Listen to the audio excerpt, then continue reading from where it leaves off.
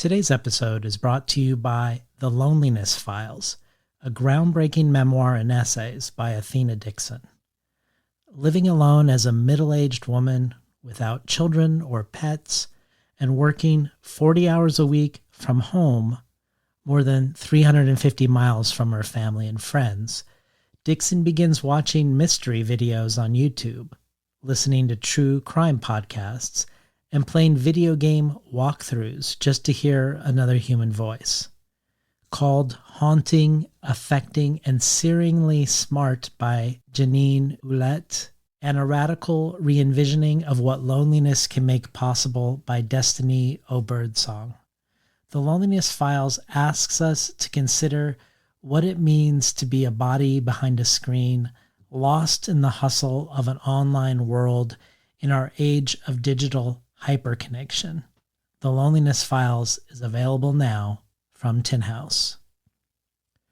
Today's conversation with translator Kate Briggs about her novel, The Long Form, is a long time coming. Not only because Kate and I have been corresponding and anticipating it together, but also because Kate's work has been a presence on the show, from the conversation with Sawako Nakayasu to the conversation with Lydia Davis. And Kate's first book, This Little Art, is already a classic within books about translation, a much beloved and cherished book whose animating questions and concerns find themselves now within her first novel, a novel that meditates itself on the novel through the centering of a baby within it, and the ways centering a baby disrupts so many of the things we consider givens or norms within this form of storytelling. Her latest book is out with two of my favorite presses, Fitzcarraldo in the UK and Dorothy in the US. You may know Fitzcarraldo because they seem to have an uncanny knack for publishing Nobel Prize winners before they become winners, including this year's winner. And Dorothy, who publishes only 2 books a year, both by women, a press run by 2 great writers in their own right, Danielle Dutton and Martin Riker. They have, similar to Fitzcarraldo, curated an archive of books that is truly impeccable. In the spring of 2022, you may remember, I actually had both of Dorothy's authors from that year on the show back to back, Christina Rivera Garza and Karen Balin. And Dorothy at the time, to celebrate this, sent me a largesse of books to offer to new supporters of the show. And now, 18 months later, with Kate's appearance, they've been so kind as to do something similar again. So, like last time, I've made their gift into various bundles for new supporters of the show. One includes Kate's new book, along with Dorothy's other release this year, the New Zealand writer Pip Adams, and her book, The New Animals, 2 of the biggest, longest books that Dorothy has ever published.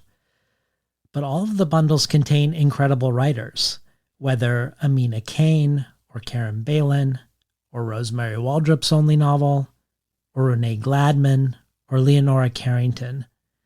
And these Dorothy books are only one of innumerable things to choose from by joining the Between the Covers community.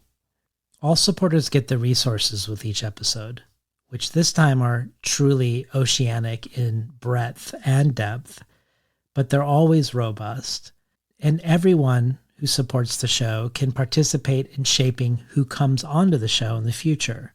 I should also mention that one of the things to choose from, copies of the journal Mizna, a journal that is now helmed by Palestinian poet George Abraham, who you may remember making guest appearances on the episodes with Adania Shibli and Isabella Hamad.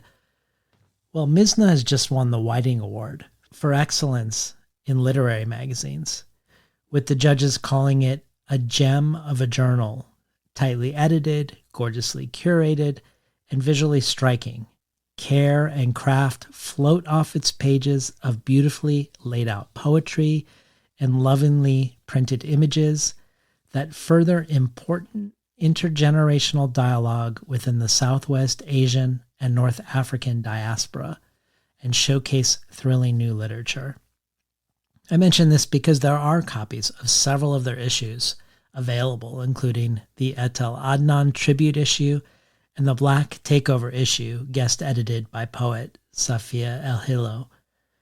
You can check all of this out and more, all the Dorothy books, the copies of Mizna, collectibles from past guests, the bonus audio archive, and more at patreon.com/betweenthecovers.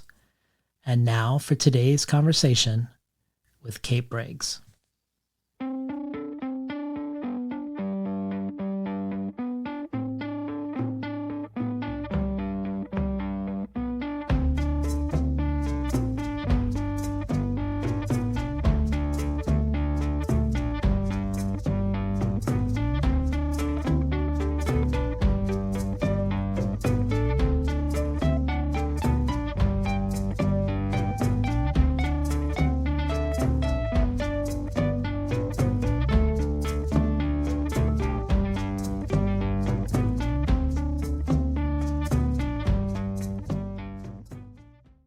Good morning and welcome to Between the Covers. I'm David Naiman, your host.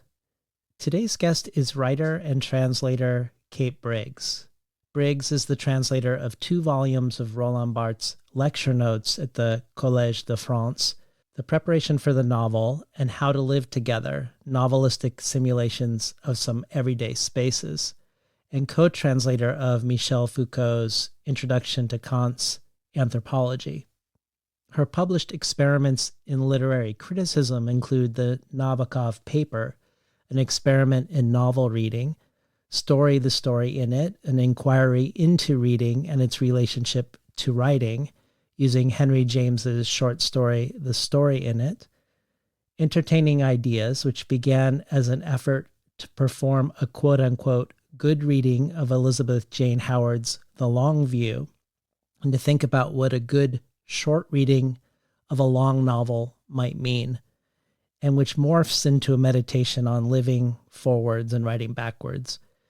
An exercise in pathetic criticism, a 1-page reconstruction of the account of Monte Cristo according to the precepts of pathetic criticism, inspired by Roland Barthes' dream of a new form of literary criticism, one that dares to ruin the work in order to make it live. Briggs is on the editorial board of Barthes Studies, an open access journal for research in English on the work of Roland Barthes, and she founded and co-runs the Writing, Reading, Learning, and Publishing project, Short Pieces That Move. She has taught experimental translation at the American University of Paris, and taught and mentored everywhere from the MFA in Fine Art at the Piet Zwart Institute, University of Arkansas, Princeton, and the Netherlands Film Academy, among other places. What Kate Briggs is most known for, however, is her truly brilliant first book, This Little Art, which came out in 2017 from Fitzcarraldo Editions. Impossible to categorize, it has been called an essay with the reach and momentum of a novel, and a genre-bending song for the practice of literary translation. Lydia Davis said of This Little Art, Kate Briggs's This Little Art shares some of the wonderful qualities with Barthes' own work, the wit, thoughtfulness, invitation to converse, and especially the attention to the ordinary and everyday in the context of meticulously examined theoretical and scholarly questions. This is a highly enjoyable read, informative and stimulating for anyone interested in translation, writing, language, and expression. Theophilus Queck for Asymptote adds, though it does not present itself as a memoir, a how-to guide, or a scholarly monograph, This Little Art derives its magic precisely from being all of these and more. gifting us not only with a genre-bending work of imaginative criticism, but also a fitting metaphor for all that the work of translation is and can be. This Little Art was a White Review Book of the Year, a finalist for the Believer Book Award, and in 2021, Briggs was a recipient of the Wyndham Campbell Prize for her work, where the judges say of This Little Art, "This little art articulates and refracts the many strangenesses and paradoxes of translation as a practice and an art. Translation," Briggs shows us, "is both lonely and collaborative, disciplined and profoundly educational, a private devotion and a public project. It energizes and frustrates, requiring from its practitioners passion, precision, and an openness to transformation."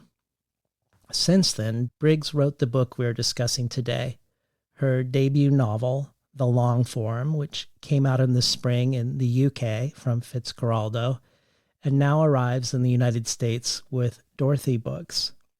Wendy Erskine says of The Long Form, "Kate Briggs treats the quotidian rhythms of Helen and Rose, mother, and baby with unusual attentiveness, perspicacity, and most importantly, largeness of thought. This makes The Long Form a radical, celebratory, and quite magical consideration of the profound creative possibilities inherent in and intrinsic to everyday experience. It's such a lively and generous book." And Preeti Taneja adds, "The Long Form is an absorbing and profound novel in which Kate Briggs breathes extraordinary life into the quiet moments of a young woman, one who is also a new mother, a reader, a daughter, a friend. With every carefully weighted sentence, action, and thought, one is immersed in the radical generosity of this writing, its principles of collectivity, and its feminist commitment to making the smallest, most everyday act worthy of consideration within a literary canon. A beautifully written book about the art of reading, of criticism, and of surviving through the strangest, yet most normal of times." Welcome to Between the Covers, Kate Briggs. Thank you. Thank you for that incredible introduction and for having me. I've been looking forward to this day for a super long time. And I want to start outside the book before we venture inside of it and talk about what it means to write at length, the longness of the long form. This is partially influenced by the conversation that precedes ours with Lydia Davis, where we spend the first half of it talking about the effects of brevity in language. What an exercise like, how short can I make something and still have it retain meaning? An exercise that Lydia used when she was translating Proust's long sentences. So while she was translating his sentences, she came up with an exercise for her own writing about brevity. What does that exercise do to the choices we make and to the reading experience? Your book, like your first book, points outside of itself, not only because both of them make visible their debts to others, which I want to discuss later, but also that both titles are the words of others. In this case, the long form is what Roland Barthes calls the novel in his lecture called The Preparation of the Novel, which you translated. And to extend this sense of inheritance, I think of my conversation with Billy Ray Belcourt, where his book, History of My Brief Body, it contains failed attempts to write an autobiographical novel. And the book that Billy Ray and I discussed, A Minor Chorus, a title that reminds me of or rhymes in some way with the title This Little Art to me. It features a main character looking for a new form. It's a book in engagement also with your translation of The Preparation of the Novel, where Bart, after his mother dies, in the aura of that grief, himself feels the need to venture into a new form, to prepare for a future book called Vita Nova or New Life. So before we talk about the long form your book. Talk to us about what you're inheriting or wanting to inherit by borrowing this phrase, and also the implications it contains about creating a sense of length. I mean, you've started where it really matters, I think. When I've been called upon to, account for this novel recently, since its publication in the UK and its preparation for publication in the US, one way I've come at describing it is as a kind of inquiry into how length matters, or what difference length makes, which I think speaks very much to your conversation with Lydia Davis, like, how duration matters, because you could also sort of articulate that inquiry through the shortest of forms. And interestingly, in the preparation of the novel, it's a 2-part lecture course, as you know, and the first part is devoted to the shortest of forms, to the haiku, and this proposition that you might, in order to understand what's at stake in the longer forms, you might need to start here in, with the smallest quantity of language, 17 syllables composed.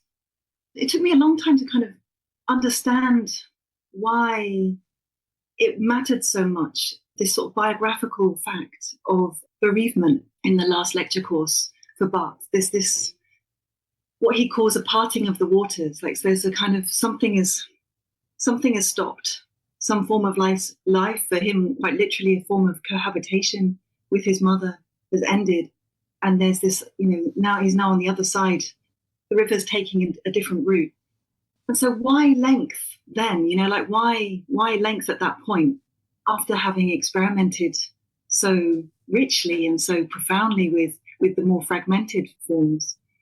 I started to formulate that question to myself as a question about how to carry on.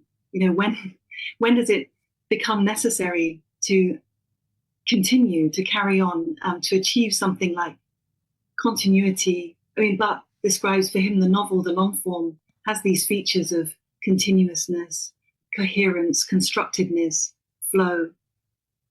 And it sort of just came to realize, I guess, sort of processing this information through my own life. And I don't think I really understood it at the time of translating, but it's perhaps once, following a kind of rupture, a kind of major interruption, a kind of break, the kind of break that happens through loss, but also the kind of, I guess I was putting it into the context of new motherhood and the initiation of new life, not just the loss of life, but the kind of the emergence of new life. And that too is a form of interruption and breakage. And rather than that sort of directing you towards the short form or the note or the fragment, that perhaps it might be because life is become so strange and so bitty. So it's kind of like it's coming apart, like the sort of transitions between the first part of the morning to the second part of the morning, how to kind of carry on from one phase of the day to the other might not seem obvious anymore.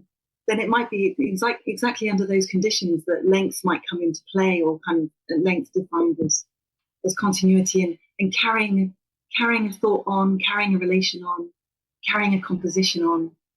So yeah, the meaning of duration and when it becomes aesthetically necessary, but also sort of socially necessary. So I guess the sort of, it's such a rich question, but sort of a final thought in relation to it, or kind of maybe the start of another direction in relation to it, would be, when do sort of the stakes require that something continue? And I was thinking a lot about different kinds of relation, the kind of encounter we have now, and we've been corresponding in leading up to it, and I hope we'll correspond after it.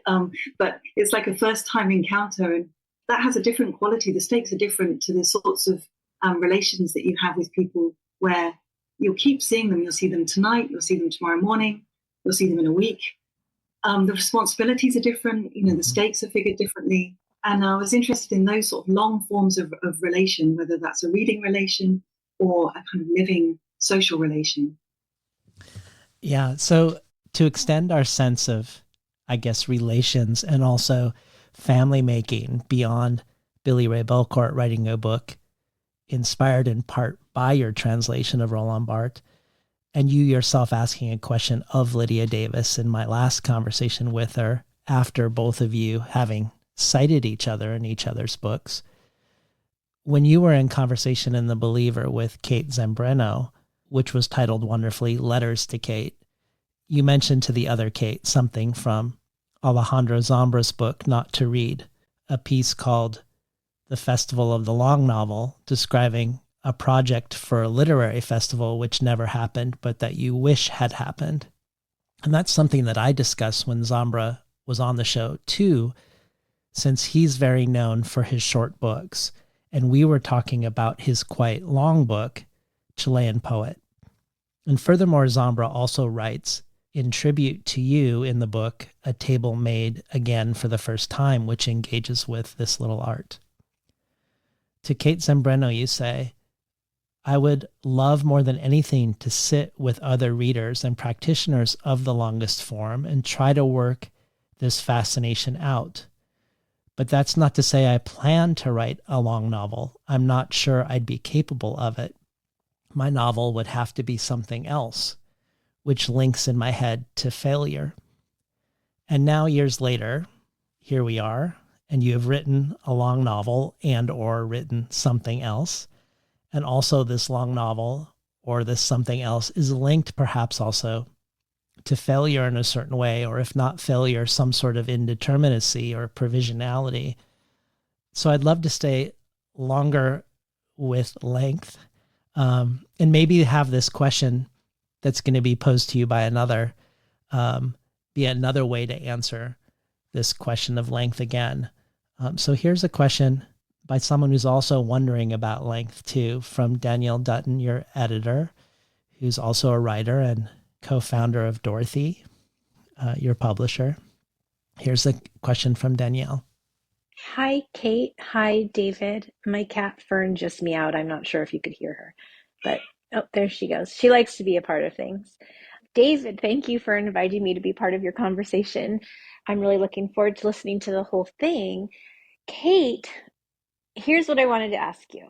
So first I wanted to say, Dorothy is known for doing slender books. I'm a fan of slender books. I think you are too, based on our conversations and what I know you read and like. And the long form is the longest book Dorothy has ever done by half, I think. So it's quite a bit bigger than all of our other books. And I'm really interested in that. I mean, I think what your book has got me thinking about is the idea of what I want to call durationality. So it's even made me think backwards about the Slender books, that part of what I like about them is that their length feels really intentional, as opposed to, sometimes I read books that feel like their length has been dictated by market norms. Um, and I like to feel like the experience, the sort of temporal experience of something I'm reading is super intentional. And that feels really true about the long form. And I just wonder if you could talk about that and talk about what got you thinking about durationality when you started writing this project, because that feels like such an important piece of it. Thanks. Bye. Oh, it's so moving to hear Danielle's voice unexpectedly. Thank you both. Durationality is a very rich and useful term, I think. Also, intention and intentionality. Maybe something to say about length. The length I'm talking about, I guess it is about the kind of duration, a really sort of quite a practical sense of like the duration of a reading experience. Because, of course, thinking of the other books that Dorothy published, there is a kind of expansion that happens in the mind and in my own relationship.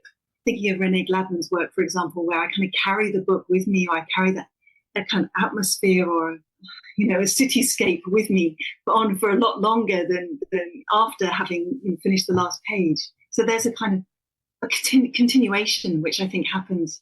And also, obviously, Lydia Davis would be another example of that, of the kind of expansion from the smallest quantity of words, the one sentence that can kind of expand on the page. So I am talking about reading time. And why is that important? And I think it has to do with an intention to write a book that would be hard to read in one sitting. Think of a kind of like very sort of crude definition of a, sort of opposition between a short story, say, and then a novella, and then a novel would be something that's longer. Forster said 50,000 words was the threshold, or, but longer. And so therefore it's going to be cut, it's going to be interrupted, it's going to be set down and returned to. And that was really important to me because the novel is enacting this relation between a mother and her newborn, and they're each continuously refreshing their relation to each other. I mean, Helen, as the adult, is quite literally setting the baby down, moving a small different distance away and returning to her. But the baby too, Rose, is also sort of getting distracted and engaging with other things, and then renewing her relationship or her attention, the direction of her attention towards her mother. As part of its form, I wanted to stay with the two of them and also stay with them staying with each other. But that didn't mean not ever moving away. It meant interruption. It meant leaving. So I'm really interested in the novel as the kind of art form that seems to accommodate and withstand interruption. The novel I'm reading, novels I'm reading or you're reading now, I'm sure, David, by our beds or stacked around us or whatever, we'll go back to them later. But in between, we've had this conversation, we've lived our lives. And so what is this art form that seems to understand that it will be cut and withdrawn from in order to be returned to? So it was really important that the long form did that. It was a long enough to sort of invite that and accommodate the reader's life and distraction. But the other thing, actually, which was just anecdotally, at the end of reading, my partner read the final version before kind of it went to print, and sort of calculated the time he spent with it, like taking the printed pages to a cafe, and and we're sort of adding them up. So he was reading it over about 2 weeks or so, and adding them up, it came with all of these breaks and going to work and all of that stuff, it came to about like 11 to 12 hours, which is more or less the duration of the day that that Helen and Rose kind of live out with all of these. There are these sort of flashbacks to an earlier time, an earlier living situation. There's a small flash forward. There are these expansions, but like the day is from early morning until about until evening and darkness falls. And I really love that that actually the reading time, if you were to calculate it, sort of scaled. The novel is scaled to the sort of the physical progress through the pages. So there was certainly an intention there, and I felt like length needed to matter here. It's not trivial, and it's not it needed to be long, and it needed even to sort of court exhaustion on the part of the reader, like a willingness to say, are we really going to kind of leave them and open out and return to the big again? It needed to have that sort of sense of exhaustion in order to sort of renew attention and energy towards the end of the day. This is a perfect segue to my next question and series of thoughts, sort of as a first step toward talking about what's inside the long form. I was going to quote something else you said to the other Kate, and I'm going to quote it anyways, but you've already sort of echoed it when you said, what continues for me is this desire for the novel, what Bart calls the long form, the longest form. There's something about the length, and so therefore also about the duration of engagement and the way this reading time has to be interrupted with and kind of extended by life, because a long form can't be read all at once, which fascinates me. It has always fascinated me, I think. But what's so great about this to me 4 years later is that you've actually inverted this entirely in a really incredible way, I think. Instead of reading life being interrupted by life, the phenomenon you just described, life in your book is interrupted by a book.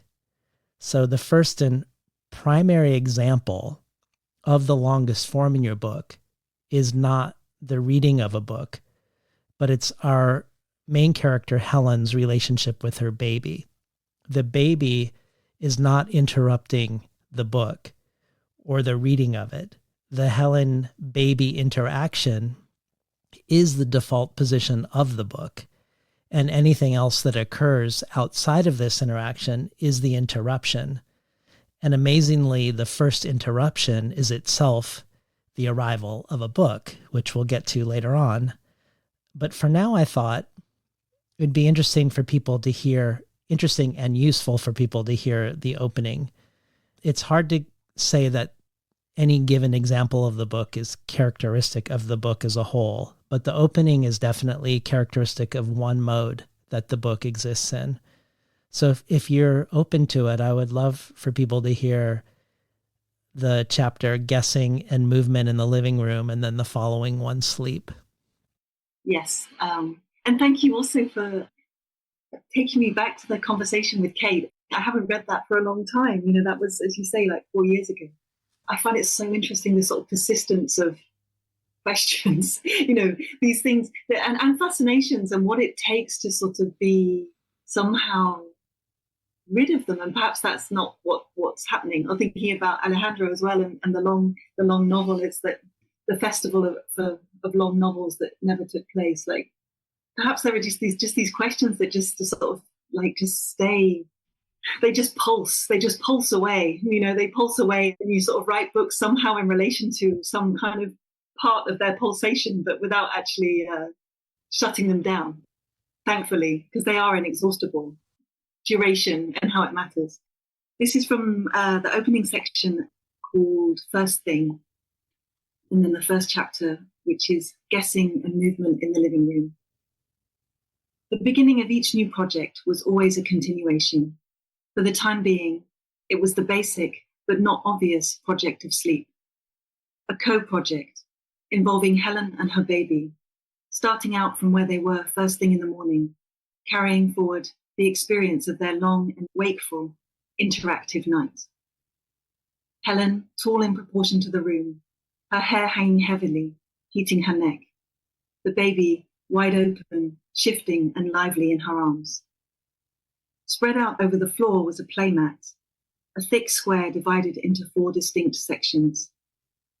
Its colours were a bit faded, from the sun, from the heavy rounds it must have done in someone else's washing machine. Its spaces looked touched, well-mouthed, its closer textures more or less exhaustively pre-explored. Even so, like the light show enclosed in a moulded plastic star, the all-in-ones they'd received handed down along with the mat, in a large format bag for life, to Helen and the baby, it was all new. Weirdly, relentlessly, startlingly new. Underfoot, the mat made the thin carpet soft. Already, it changed the whole inhabitation of the room. Sleep. One of the mat's zones looked agricultural. Satin crops of different shades of green, furrowed with dark brown, artificial fur. Helen wanted to rest her head in that patched field. She was tired. We could sleep there, she thought. She looked down. The baby's head was a weighted sphere, warm and solid in the crook of her arm, the rest of her fidgety and light. The baby lifted her chin, gazed back up. Helen loosened the idea out from her own head and offered it, smiling and nodding with it, floating it like a proposition to the baby. She let the baby's gaze range intently around the edges of her face. Then, on second thoughts, tugged her idea back in. Actually, I decide. She looked up, away, and restated this firmly to herself. I decide. And I say we lie there and go to sleep. The task of kneeling without support, squatting then kneeling. It was a bit unsteady, ungainly, doing this with a baby in her arms. Carefully, she set the baby down in the field portion of the mat. The baby arched her back, kicked her heels, sensitive to the change of surface, this sudden flatness underneath her, the way it seemed to give in. Helen lay herself down too, stretching out her frame to its full extent, then turning towards her, drawing in close. The smells of the field mixed with the deep and different body smells of the baby. The field smelled like lemons, like something else, a chemical note. It was yielding, comfortable, a duvet almost, but ridged and bumped here and there with plastic parts and scratchy parts on the floor. She nudged her nose against the baby's shoulder. She pulled her knees all the way up until they touched the small heels of the baby's feet, making her body into a protective container wall. The baby twisted her hands, twitched her legs. She opened and closed her mouth. Something above her, at an angle, caught. It captivated her attention. Helen lay her head on her elbow, exhaled. Her breath blew a warm breeze across the baby's face. She changed her mind, shifted, rested her cheek in the cupped palm of her left hand. She whispered sleep well to the baby and closed her eyes. Slowly, one by one, she gave her limbs permission to relax.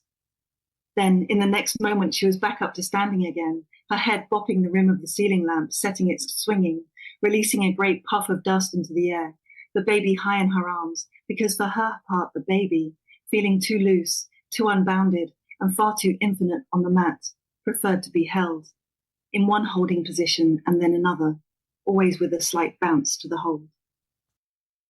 Listening to Kate Briggs read from her latest book, The Long Form.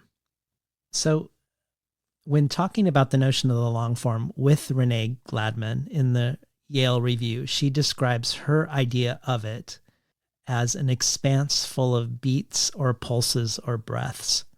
And I think that describes this aspect of the book really well. I've never read a book like this ever before. We stay in this intimate dance between Helen and Rose, a call and response for maybe the first 20 or 30 pages before other elements, other ways of being interject themselves. And this centering of the baby not as a topic or subject, but as an actor and a character who acts upon the story, who is the story, so much so that the pulse or rhythm or breath of the book is entirely different because of it. I think it calls into question many things about the history of novels as forms and the presumptions that are baked into them. And I want to spend some time with the implications of this novel being baby-centric before we discuss the other crucial elements of the book. My first thought is in regards to something you said to Gladman, where you say, I don't think there is one protected space for stories and a separate space for thinking or questions. They seem to me to be always connected, always producing each other. I'd like to start here with the notion of there not being a protected space of stories and thinking that's separate from life. You placing the baby at the center of the story, I think by definition collapses any notion of that. And it makes me think of my conversation with Julie Phillips, the biographer for Ursula K. Le Guin, for the Crafting with Ursula series. It was an episode called On the Writing Mother, and it was a topic of great interest philosophically for Le Guin, but also one for Phillips, who wrote a book called The Baby on the Fire Escape, which looks at the lives of many different writing mothers. The Le Guin essay that was central to our discussion when Julie and I talked was The Fisherwoman's Daughter, and perhaps in a similar spirit to the ways your titles are borrowed or passed down. Her working title for that essay was Crazy Quilt, because it was given many times over the course of a decade while she was figuring out how to no longer write from a male point of view, what it meant to write for her as a woman. And every time she gave the talk, she would revise and rework the essay based on the feedback from one audience to the next. So Le Guin saw this essay as a collaborative work. If I were to begin quoting much from it, it would, I think, take over our conversation, as there's too much to quote from. So I'll point people to the conversation with Julie Phillips to really get an in-depth examination of this essay. But I'll quote one tiny fragment as part of a preface to a question for you, where Le Guin says, back in the 1970s, one prominent feminist scholar wrote that Jane Austen was able to write because she had created around her a quote-unquote child-free space. Germ-free, I knew. Odor-free, I knew. But child-free? And Austen, who wrote in the parlor and was a central figure to a lot of nieces and nephews. But I tried to accept this because although my experience didn't fit it, I was, like many women, used to feeling that my experience was faulty, not right, that it was wrong. So it was probably wrong to keep on writing in what was then a fully child-filled space. She then goes on to brilliantly, I think, explore what she coins as the artist housewife in contrast to the hero artist. And part of the distinction is around the notion of space. Virginia Woolf is perhaps the most important writer for her, one of the writers she admires the most. But I think here she's suggesting that writing happens despite not having a room of one's own. And I think of Kate Zambrano again saying that she doesn't even have a writing desk, that several of her most recent books are written on the couch with an infant's body on top of her, writing in a notebook. Or how you on the Fitzcarraldo podcast talk about how until recently you didn't have a writing room, but wrote in the main room. But even now with your own room, it doesn't have a door, but a curtain. And somehow this feels very important to me, to the long form, the curtain instead of a door. And I wonder if this notion of the artist housewife, which Le Guin describes as the artist with the least access to social or aesthetic solidarity or approbation, sparks anything for you around your own project. Again, what an amazing sort of pathway that you've tracked through these different materials and these questions. Perhaps I'll start walking on the path by going back to the centering of a baby and the way in which that was indeed, as you've stated, you've sort of redescribed and given it back to me. It's so important to this project. The passage I read, the sort of opening of the book that I read, the baby is as yet unnamed, and there's a small section on sort of questioning how to talk about the baby, which is partly sort of filtered through Helen's consciousness, but also I hope you get the sense it's the kind of narrating consciousness that's wondering this. Is it a baby, the baby, my baby? And the baby is at that time sort of somewhat anonymous, unspecified, and then it takes quite a while in the novel, in terms of some pages, for the baby to be named. And I really wanted to sort of draw that out almost as a kind of as a plot device, or as a sort of a form of telling the story of the emergence of a specific actor, as you call her, and that she is named, and she is singular, and she is a vital presence and participant in everything that's happening. And to think of the baby, and this particular baby as interesting, like on many levels, interesting as a character. What is it to sort of write the character of a baby when babies as characters haven't typically appeared that much in novels, for the reason that they don't seem to sort of possess the capacity for action, like sort of walking about and talking, that you might associate with a protagonist normally. They don't possess the kind of adult agency. So that sort of challenge of how to write a baby character, but also like how she's so sort of philosophically interesting, how she's so challenging, what it is to think out what time might feel like, what space might feel like, what a setting might feel like if you are a newcomer. You're in this position of total newness and novelty. So that was really important to me. And again, to make a space, thinking of Ursula Le Guin's child-filled space, in relation to something else that you said earlier, this sense that this is already going on, this is already underway, this dynamic, it's been happening. It's been happening for 6 weeks now, but Rose is 6 weeks, almost 6 weeks old, but also it's been happening in the sense there's been the time of pregnancy and gestation.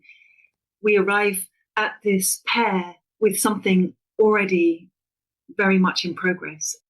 Not to say that it's established, because it's being learned and relearned. And so the space, this flat that they live in, this kind of rented flat, is indeed filled with the presence of an adult and a child. And I think something also important about that kind of occupation of the space of a home, but also the spaces of thinking, kind of letting the child in, the baby in, not only babies necessarily, but the kind of erratic and the kind of everything that there's these sort of qualities that not only babies have, but they seem to have in a particularly intense form, which is, dependency and neediness and sort of extreme vulnerability, and also unpredictability. Babies have these qualities, but not only babies, other life forms clearly have them too. This idea that, where babies are, or where a kind of life force that has those qualities is not where creativity is not where art making is not where intellectual inquiry is not where philosophy is. So the child-filled space, which is also the sort of territory for thinking, or in the long form, it's the kind of playmat that's introduced early on.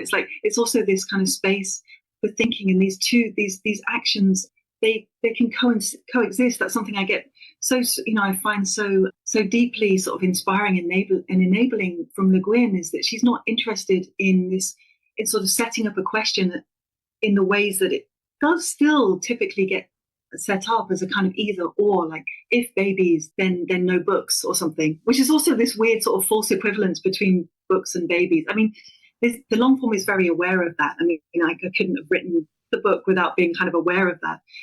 How far is it possible to have both?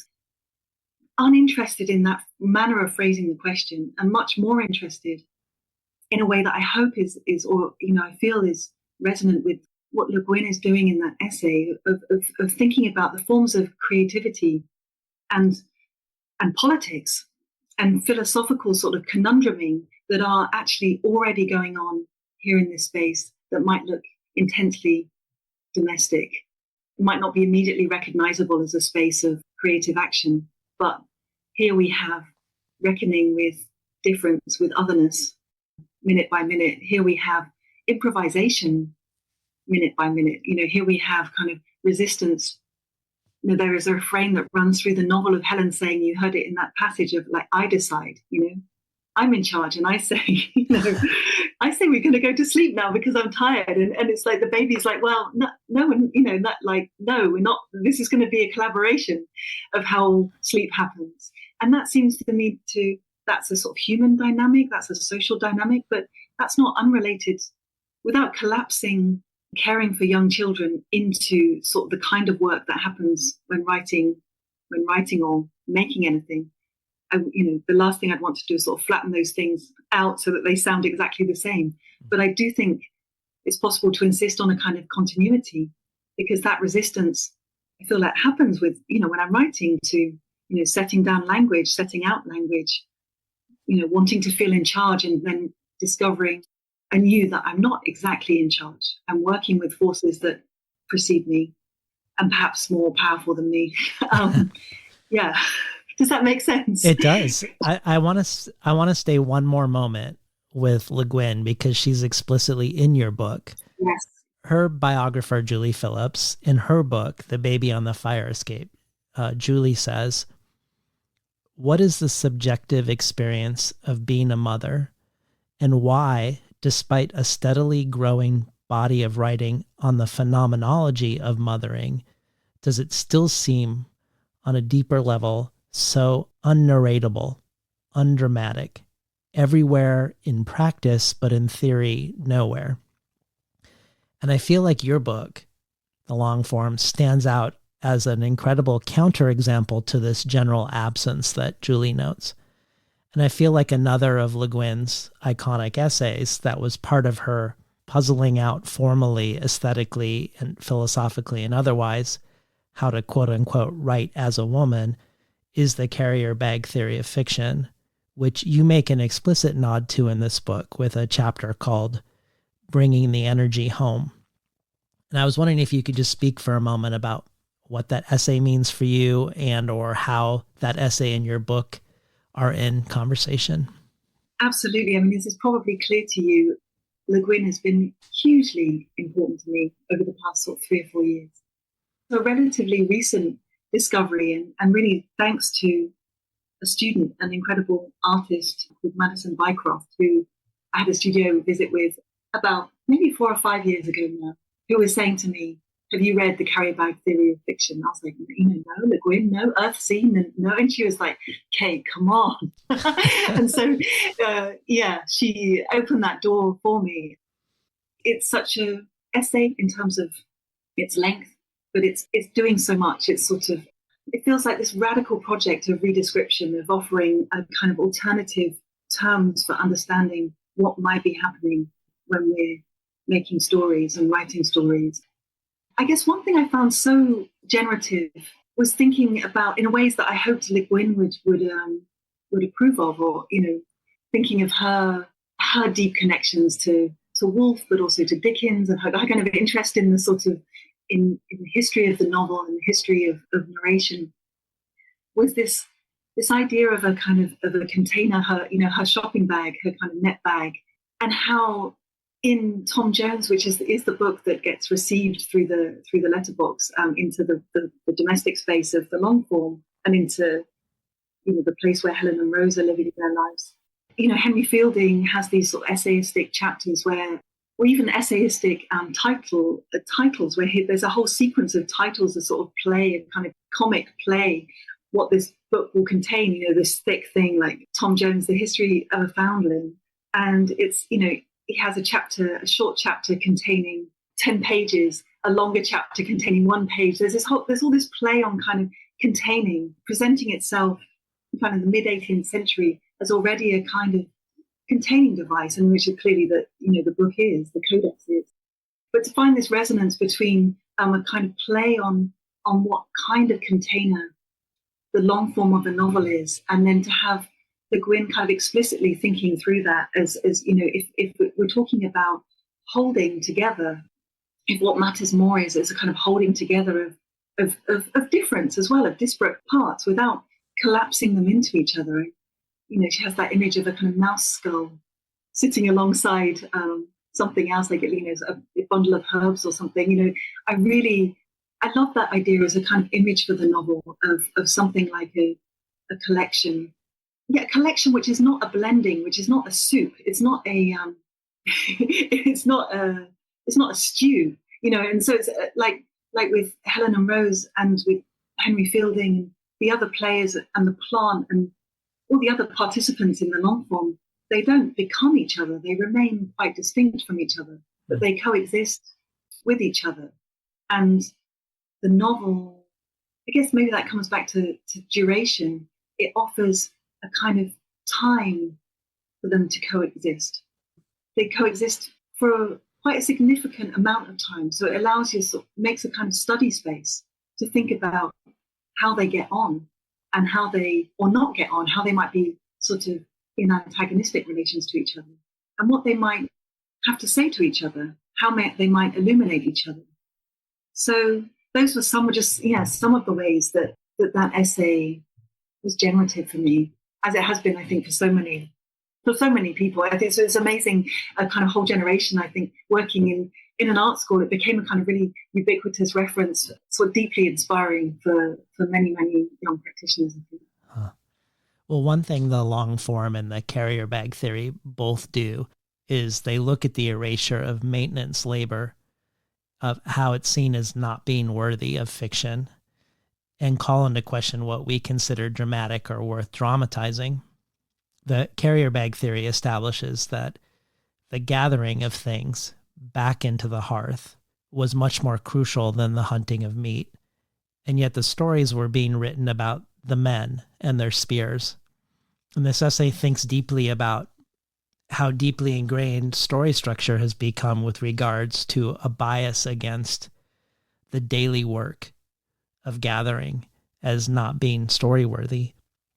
And when I think of the long form through the traditional lens of what is, or the normative lens of what is dramatic in your book, probably the ringing of the doorbell is probably the biggest drama, or perhaps the book getting washed by accident in the washing machine. But if we're able to step to the side of all the biases that we've inherited and look with fresh eyes, the relationship between Helen and Rose, which is constantly shifting, is really overflowing with drama moment to moment. And one of the most thrilling moments for me was the description of a moment of breastfeeding where Helen has a sort of nerve pain radiate from her breast into her arm as her milk drops. And it was so well rendered that I had a pain in my arm while reading it. I felt a moment of identification with this scene. And what's really interesting is that if we begin to change what we consider story-worthy, the forms and shapes of our stories begin to change dramatically. They have to. As a first step toward talking about babies in relation to novels. Let's start with the first interruption for Helen and Rose in their dance. So the doorbell rings, a novel arrives, and it is only then in the book that Helen begins to have thoughts that are abstracted from what she's doing in the moment with Rose. The novel provides her, I guess, with a sort of other room within herself, so to speak, one that she can enter and leave and has to leave, but another place for her mind to go also. And I don't think it's a coincidence that this novel, Tom Jones, that arrives is 900 pages long. It isn't as long a commitment as raising a baby, but both are sustained commitments, and it suggests a commitment. This is a book that requires some dedication. And I don't think it's a coincidence that the novel itself has the sudden, abrupt arrival of a baby as its central plot. So I was hoping you could introduce us more to the novel you've chosen to have be what Helen wants to read and what interrupts and interjects between her and Rose. And maybe also talk to us a little bit about the different way the baby exists within Fielding's novel. A different, I think, even comic way it exists in comparison to the way the baby exists in yours. I think it's interesting maybe to start with this question of the novel that Helen wants to read. I felt like there's maybe a distinction to be made between, from Helen's rationale for choosing Tom Jones is somewhat random in the sense that it is on the basis of length and entertainment, and the feeling, at least my feeling, my thinking, one think for her is something to do, something somewhat canonical and kind of well pre-valued, let's say. But she's not, she doesn't have a sort of professional relationship to reading. She's not a writer. She has a job in an office.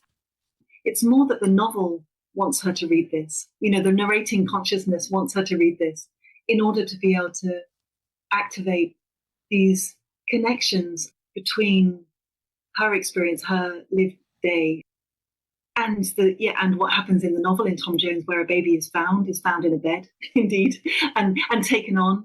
A commitment is made. What really interested me about that in Tom Jones is that it's on the basis of finding, a basis of kind of contingency and discovery, not on the basis of something like biology. And here we have also an example of like taking on the fate of a baby and developing, working at and arriving at something like love, not something like love, but love, and through a father. Mr. Allworthy is in mid-age at this point, and he takes on baby Tom, but in a way that's very much kind of outsourced. He immediately summons a maid who takes the small kind of foundling child away and allows Mr. Allworthy to have a good night's sleep. And so you have this sense of this distributed kind of structure of care that's put in place for Tom in Tom Jones, which is not about a kind of essential relationship between mother and child, certainly not a kind of essential biological relationship between mother and child, although that family relation and that sense of a restoration of the social order does take place as Fielding's novel unfolds and concludes on a note of restoration of social order, I guess, and sort of biological affinity or connection. But what interested me, in the sense that this is a spoiler, but in the sense that it turns out that Mr. Allworthy and Tom are indeed related. But the novel spends like 800 pages of them not being related and yet loving each other nonetheless. And that was really interesting to me as a sort of model to set alongside Helen and Rose, where Helen has birthed Rose, and to sort of speak of these different versions, the different modes in which this form of relation, this form of commitment can appear. Yeah, and so that was one of the reasons. I also, comedy was really important to me, and I hope, Helen is tired, and she's kind of quite tired most of the day because she's had a rough night. But there is a kind of comedy that I was interested in drawing out. Even at the level, it's beautiful that you're speaking of dance.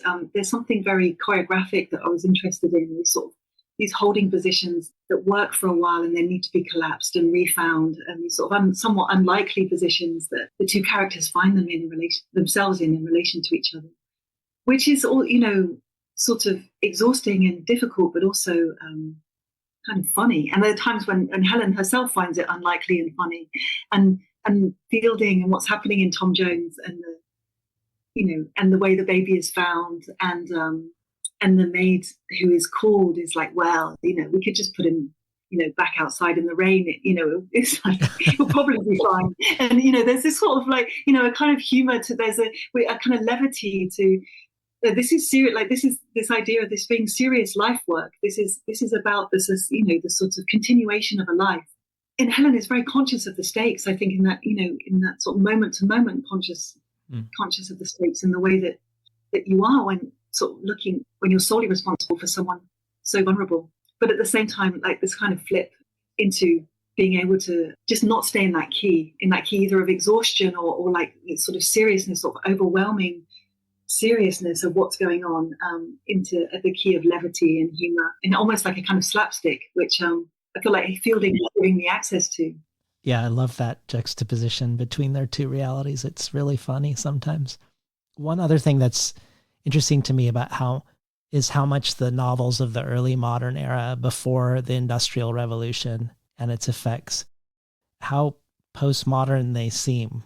These early modern era novels are often very conscious of themselves and are also often hybrid. Tom Jones is both fiction and essay is just one example, or just the self-awareness and meta nature of Don Quixote, obviously Tristram Shandy. The novel form historically seems like it's genre crossing and wildly experimental. In many ways, it feels much more so than the most representative novels of the last 200 years. And Le Guin herself has an interesting quote where she said, "Until the 18th century in Europe, imaginative fiction was fiction. Realism in fiction is a recent literary invention, not much older than the steam engine and probably related to it," suggesting that all great works from the Odyssey to Beowulf, Hamlet to Don Quixote were fantastical works in some fashion, and also linking the rise of industrialization and extractive capitalism to not only a change of our relationship with nature.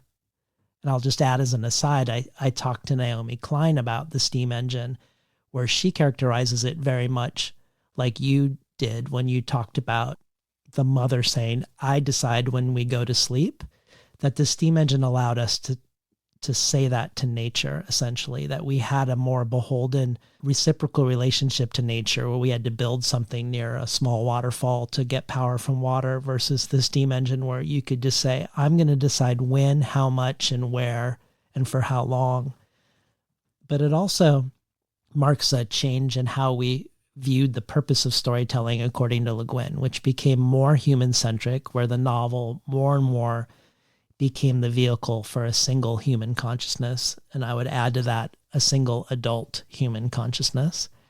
And you have a meditation in the book on the novel form in relation to history, capitalism, and the individual.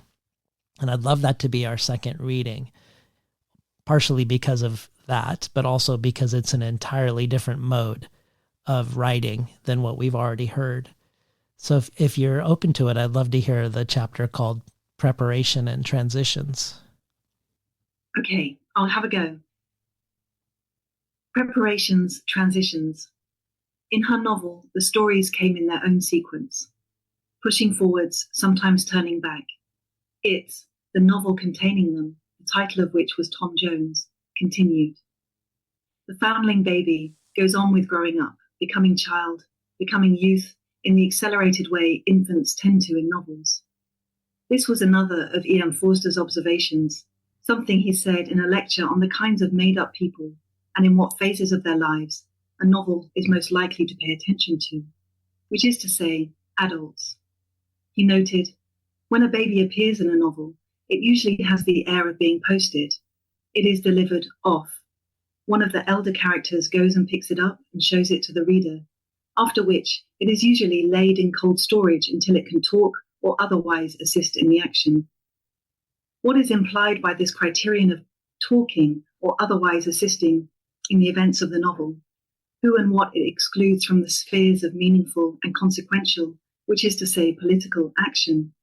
The value that the novel, at least in its English language presentation, typically places on the fantasy of the self-determining individual, its foregrounding, or, it's been argued, its invention of the particular kind of subject whose interest and worth is directly linked to their capacity to speak, act, and decide for themselves, in other words, independently. This, for Ian Watt, was the whole story, a set of ideas inextricable from the emergence and the rise of the novel in its most popular, recognizable, and dominant form. The novel, defined in Watt's terms by its serious concern with the daily lives of ordinary people, ordinary, credible people, and their daily lives. For Fielding and his contemporaries, this, Watt argues, was a new concern.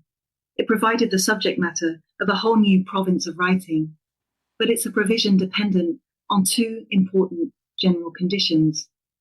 First, Watt wrote, a society must value every individual highly enough to consider him the proper subject of its serious literature. Second, I quote, there must be enough variety of belief and action among ordinary people for a detailed account of them to be of interest to other ordinary people, the readers of novels. Both depend on a society characterized by that vast complex of interdependent factors denoted by the term individualism. Individualism. Even the word, Watt notes, is relatively recent, dating only from the middle of the 19th century. Individualism, meaning not egocentrism, nor originality of opinion or way of life, traits long identifiable in certain individuals, in all ages, across all societies, but something else. It posits a whole society mainly governed by the idea of every individual's intrinsic independence from other individuals, as well as from past modes of thought and action, denoted by the word tradition. For such a society to exist, a special type of economic and political organization is required, along with its own matching ideology, specifically one which allows its members a very wide range of choices in their actions, and on an ideology primarily based not on the tradition of the past, but on the autonomy of the individual, which is to say, capitalism and its attendant promise that whatever mesh of conditions a person may have been born into, to whatever extent they were formed, acted upon, their lives supported and limited by other people, by circumstance, by tradition, they can separate themselves, distinguish themselves. They can act autonomously on their own account. They can, and really they should. After all, they have, everyone does, according to this worldview, a very wide range of choices in their actions. In this story of the British English language novel, people are interesting to imagine and to closely describe if and when they are capable of standing upright on their own 2 feet, if and when they're capable of speaking, thinking, and deciding for themselves, rather than being spoken for, sharing thoughts, being decided for, or speaking or acting on someone else's behalf. Capable of leaving the home, for example, rather than staying, and in this way of progressing, changing, breaking with past modes of action and thought rather than perpetuating them. In other words, in Judith Butler's words, the point at which they release themselves from the human conditions of beholdenness and dependence. Been listening to Kate Briggs read from the long form. So we have a question for you from Rebecca Hussey, who is a judge of this year's National Book Critics Circle Translation Prize. She's also the co-host of a great literary podcast, One Bright Book, a podcast where you and your work have come up with some frequency. So here is Rebecca with a question for you. Hi, David. Hi, Kate. I'm Rebecca Hussey. And Kate, I'm so thrilled I get the chance to say words that you will hear, and then I get to hear your response to them. It's just marvelous. Thank you, David, for this opportunity. Kate, both of your books and everything I've heard you say in interviews and such, it's all shaped my thinking and been really important to me. I love the way your mind works, especially your generosity and warmth. So thank you for sharing your work with the world. So I love that Tom Jones is an integral part of the long form. That's just delightful. Your book made me think about some writing I did on Fielding back when I was in school, and I wanted to just briefly describe a moment from my past in order to lead up to my actual question. I wrote an essay on Henry Fielding in school and argued that his novels playfully point out an author's vulnerability and lack of power over the reader, that he's saying a novelist is vulnerable to responses such as misreadings, boredom, antagonism, carelessness, uncharitable interpretations, etc. So my own professor liked this argument, but my memory is of overhearing another professor describing Fielding's narrators as entirely different, as all powerful, as godlike, no vulnerability, with absolute confidence and authority. So this understanding of the narrator is of one who presides over the novel like a god, directs and controls everything, and assumes the reader will happily follow along. So it's kind of been an open question in my mind ever since, who was right? And I am not asking you to tell me who was right, but I'm wondering if you would talk about two things, maybe three. The first was what was meaningful to you about Fielding's narrator in Tom Jones. So, how do you understand Fielding's narrator's relationship to the reader? And then, two, I'm wondering whether your narrator in the long form, thinking of the essay sections especially, whether your narrator is a response to Fielding's narrator in some way or not. They're very different. But did you think of your narrator as a rewriting of Fielding's in some way, or was there no relationship at all? And then the last piece is how do you think about your own narrator's relationship to the reader? Thank you. Wow, what an incredible set of questions. Thank you so much. Thank you so much for those beautiful words about the work, and also clearly your engagement with the long form most recently. Maybe I could start by saying something, picking up on something that David said a bit earlier about self-consciousness. And Fielding's narrator is intensely self-conscious in the sense there is this kind of regular break from the fictional world that's being proposed. The novel clearly wants us to invest in and care about. And as a reader, I do, I did and I do. But a kind of regular willingness to kind of break with that, interrupt that world building, as it were, and to think about what is happening, what is he doing, what is this proposition, what is this pact. And self-consciousness is something that's a strong activity thread running through the long form. And one of the reasons why I was drawn to thinking about self-consciousness or writing a novel, my first novel, with this degree of self-consciousness and sort of meta-reflection, doing something and then thinking about what was happening, what was being proposed, had to do with the experience I was describing from Helen's point of view. In the sense, I think, kind of mothering, caring for a newborn, certainly for the first time, but also maybe for the second and third time, is an intensely self-conscious experience. I think it is so much about, here I am doing this, bathing my child in a washing up bowl, which is what Helen does at some point, but also thinking, is this really me doing this? Is this the right way to be doing this? Who is watching me doing this? Am I being appraised for how well or otherwise I'm doing this? So something about the self-consciousness, that sort of meta thinking, kind of like spoke to a kind of anxiousness, which seemed to me to be sort of characteristic of the experience of the sort of life dynamic, the sort of partnership that I was interested in describing. So in that sense, I did feel a kind of strong resonance with Fielding. And I was really interested that this sort of self-conscious novel from the mid-18th century should, as we said earlier, should also feature a baby and should also have some kind of reckoning with and inquiry into what it is to care for a baby, and take that vulnerability on and stay with it in some way. I have a question for you that might sort of extend Rebecca's question about the professorial debate. Let me see if this prompts anything for you. So thinking about voice and narration and audience, I really love the meditation you have in the book on point of view, where the book asks, is limited first person the only genuine lifelike point of view, given that nobody knows what it is to be like anybody else? But ultimately you settle on a position that isn't all-knowing, but also isn't fully inside a character, which again makes me think a little bit of Le Guin, who doesn't refer to the omniscient point of view as omniscience, but as the authorial point of view, which at least for me acknowledges a limitation that the word omniscience doesn't. But I absolutely love how you describe this intermediary space between a godlike narration and a character delimited narration. You describe it as gapped and roving, and that a gapped and roving point of view is one of limited knowledge, but limited knowledge that is fully expressed.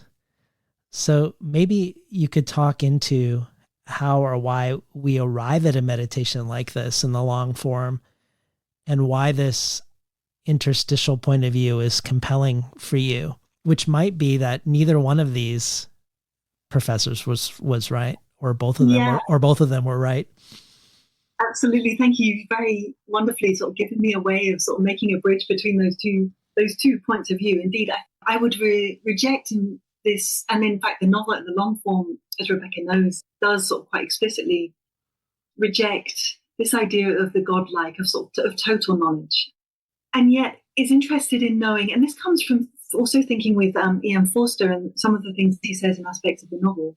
But that doesn't mean that knowledge is necessarily sort of wholly limited and constrained either. I think, Forster has this wonderful line that we're stupider at some times than we are at others. Like sometimes we're quite stupid about each other. We know really very little. And sometimes we're sensitive and in touch, and we really get a read on each other. And that read is accurate.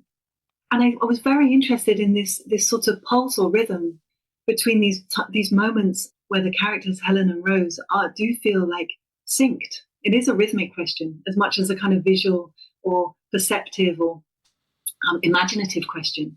It's imaginative and rhythmic at the same time, I think. So they feel wholly able to anticipate each other and exist in a space or a moment of understanding, true understanding. And to feel like that is true. I mean, I do feel like that it's possible to kind of affirm that happens in life. And then to follow that with kind of total a re-encounter or sort of re-reckoning with total opacity, like who are you? Who are you? I felt you. I felt what you were. We were feeling the same thing. This sort of cloud, this weather of feeling that we were both, this weather system we were both occupying. Suddenly, a screen has come down, and I'm not with you anymore. That seems to speak to something, that kind of roving, the term that you picked up on, a kind of roving capacity that the third person narration has. And it seemed to me deeply exciting and interesting to explore that. Because the narration too is that sometimes with the characters and attending to them and close to them and able to transcribe their privacy, their inner thinking, and at other times has left them for minutes or hours, and is doing something else and is talking about Ian Watt in this different register and sort of knowing all kinds of things. I mean, clearly that section I just read, it knows all kinds of things that Helen and Rose don't know and maybe are like wholly uninterested in a kind of literal sense of going and reading the rise of the novel or whatever. But never, it's like the novel can do that. It can set these things in relation to each other, and it can move, but it can also produce these gaps and separations. I was really interested in the idea that the novel kind of knows what it sets down. It knows what it puts on the page. Whatever other forms of knowledge production, imaginative sort of thinking are happening, they're happening in collaboration with the reader. And so I guess as a way of coming back to the question, what I was really drawn to in Fielding is this intensely sort of social narrator, this sort of self-conscious, but really kind of, I feel, to my ear at least, a kind of welcoming presence, which is about saying something like, here we are, let's acknowledge that this is here. It's not so much I'm here, like it's not like I'm there, but that's what's interesting about writing a book, I think. It's like this composition that's been made is now here. and I'm part of it, but I'm also not the only participant in it, because there's Fielding, there's John Dewey, there's Winnicott, there are all these other players. Here is this composition. It's now being activated by you, the reader, and the two of you, composition and reader, and then in it together. And tonally, I feel like Fielding just sort of manages to sort of make a kind of space of hospitality, which I really respond to, and that feels quite different from everything that you'll discover here has been put here by me, and everything that there is to know here I already know. Maybe it's something more about the hospitality as a form of interactivity, which is going to use the other term that Rebecca used, a form of vulnerability, a form of a kind of acknowledgement of limitation, and also, there's a personality at work. There's a character at work with sort of likings and dislikings and sort of stroppiness, and enthusiasm. Yeah, so I think for me it's fielding the sort of the social energy, and then thinking of a phrase that you used much earlier on about the novel as a public project and making a public space. There's a reference, within the key of kind of Englishness, there's a reference to the pub and this idea of the public ordinary, this idea of the novel as a pub, as a kind of public house. The door stands open, which leads to a sort of small reflection on like how welcoming is a pub really? Is it really welcoming to all comers? Like not perhaps not in Helen's experience certainly, but nevertheless it's like on principle, it is a public space where you could push open the door and you could come in and buy food and your money is welcome here. And I really enjoyed thinking about the novel as something of that order, as relatively cheap. It's like £12 and how many dollars? $18. But you could come in and you can really stay a while. You could really park up and stay a while, and also come back, leave and come back. And that seemed to me the sort of order of space that Fielding was producing. And in order to do that, he needed to sort of, I think, relinquish something like total control, even though, of course, Henry Fielding, and Tom Jones is an incredibly sort of architectural project. It's incredibly plotted and constructed. But there are these parts which the project itself, like for example, The Man on the Hill, there's a kind of central story in the middle of Tom Jones, which is just sort of placed there. It's almost like the novel itself doesn't quite understand the work it's doing there. And maybe it doesn't quite want to know either. It's like a kind of, there's a limit to its own understanding of itself. And certainly in the long form, at a certain point, gave myself permission to include passages and sections where I can't quite tell you how they're working in relation to some sort of like plotted economy of the narrative. They are strange to me also, but it felt like now that this space has been opened, that they could actually the space could support these moments of strangeness. Well, thinking about a novel as an open door pub, I wanted to think also about how the long form is open to this little art, or the way this little art extends into the long form. I looked back at your book on translation for evidence of your novel's concerns within it, and there are plenty of examples. For one, you described the endeavor of translating as having novelistic qualities when speaking about how translations ask for the reader to suspend their disbelief about what was quote unquote really written. You say, in this sense, from the outset, there is something of the speculative, and I would say of the novelistic, about the translator's project, whatever the genre of writing she is writing in. Or in describing Barth's preferences among novels, when you say he prefers novels of recollection, but because he has a terrible memory, he will have to write a novel for the present, made from what is happening right now in front of our eyes.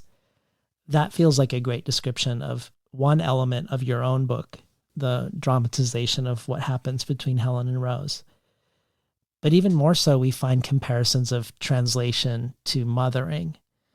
You talk about Thomas Mann's Translator, translating in the intervals of rocking the cradle, that Bart used images of feminized labor as a metaphor for novel making, the dressmaker and the stoppeuse, the stopping of a hole in a stocking, and how this activity is what writing is, that the actual setting down of writing is distinct from the fantasy of writing in that it is a kind of catch or halt or temporary immobilization in the run of culture. Or when contemplating the inherent inequality of the translator-writer relationship, that no matter how collaborative the relationship is, the fact remains that the translator's writing couldn't exist without the author's, that at the end of the day, the translator is responsible for the author, but the opposite isn't true. You provide as an example that if you prepare food for your son to eat, and the slice of pear is too big for him to swallow, that would be the mother's fault, not the son's. And similarly, you quote Maggie Nelson's address to her readers, saying, "You, reader, are here today because at one point someone policed what went into your mouth."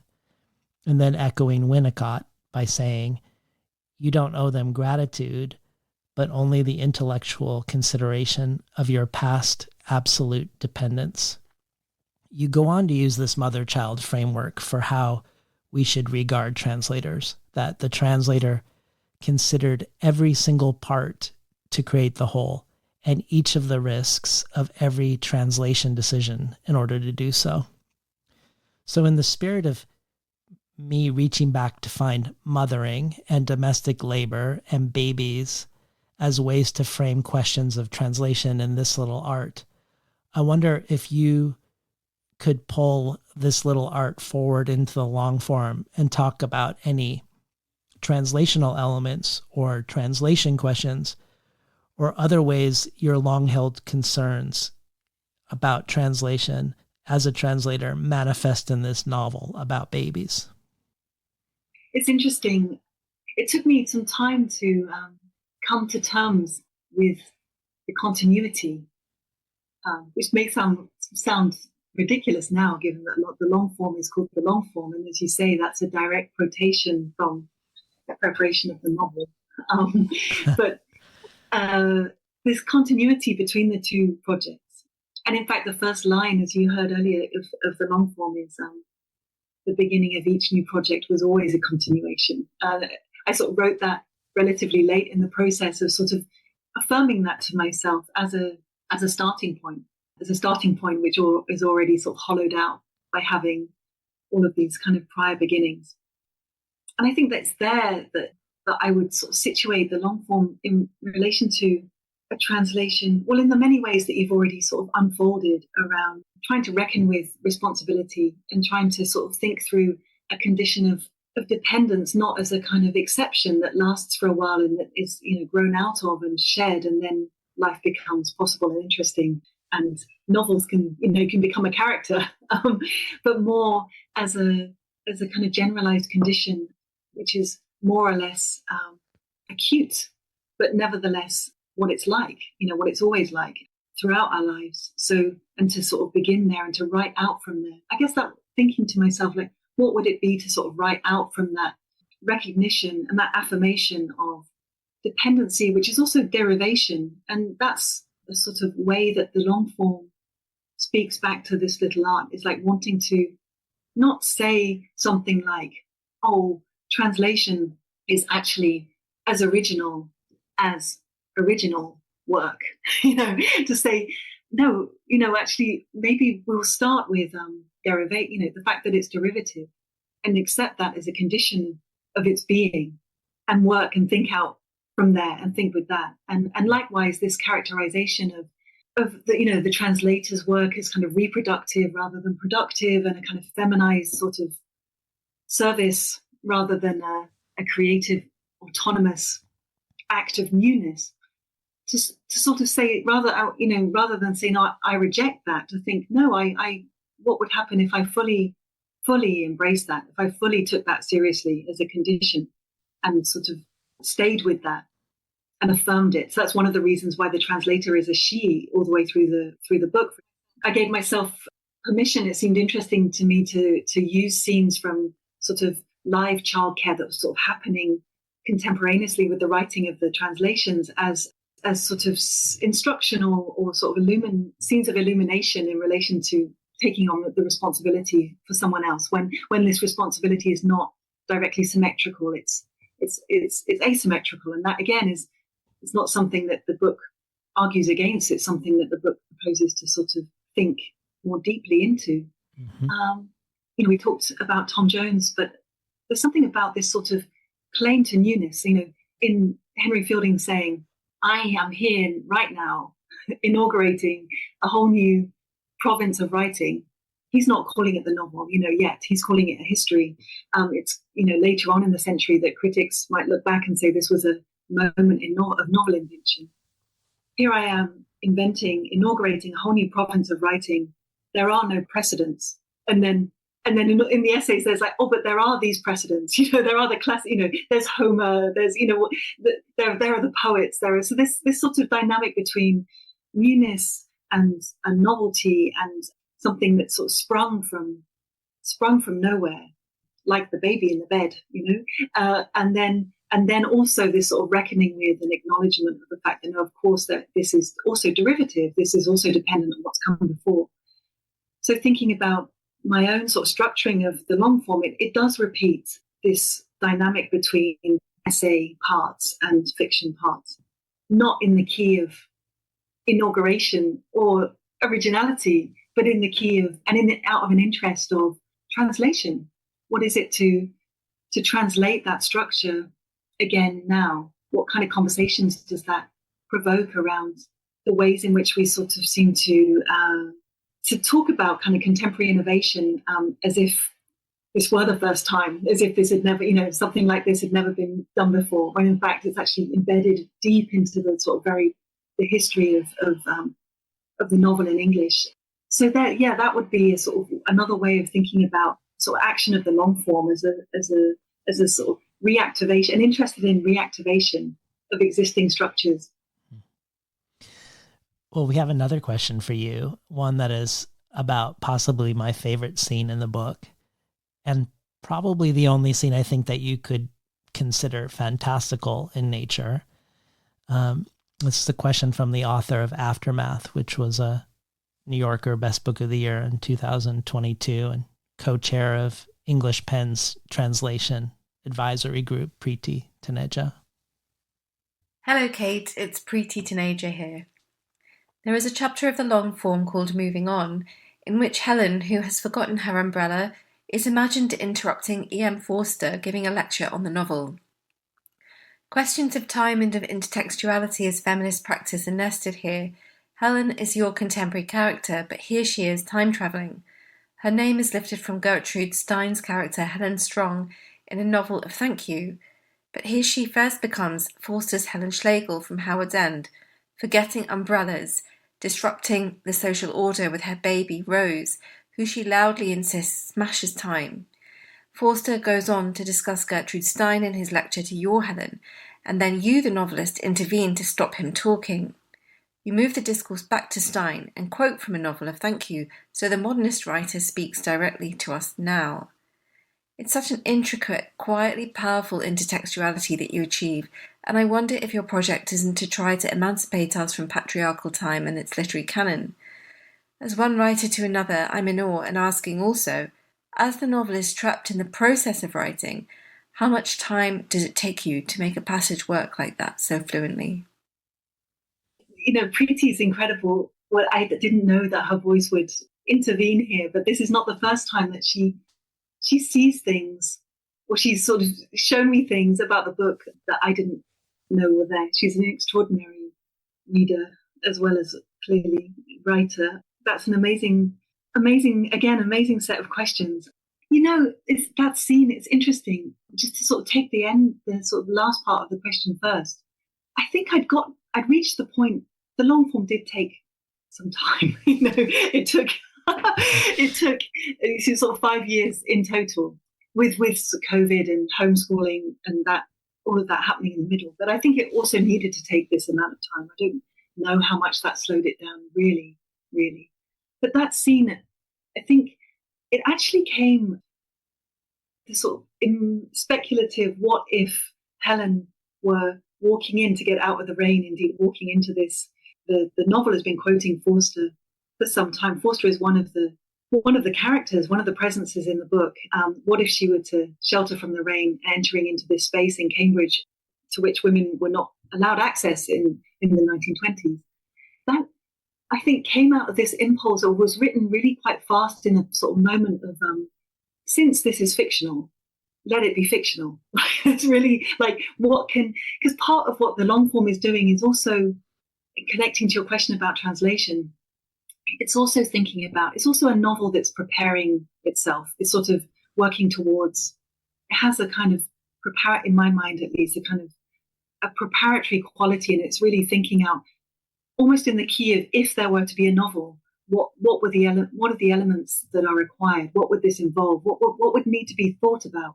And there's another section which sort of riffs on Tom Jones's containing image, again through Ursula Le Guin also. But what would be in here? Well, there would be time and space, and there would be forces, historical forces, and weather systems, and there would also be love. But there would be love in the, and it's I hope a somewhat kind of comical, but also quite serious sort of unpacking of what might have to be dealt with if a novel is going to emerge. And fiction, and and a kind of like a sort of interest in fictionalizing. And I felt like at that point in the book, I felt almost that sense of like, if you've stayed with it, if you're here long enough, if you're still here, then perhaps what can be permitted, perhaps the ground is steady enough.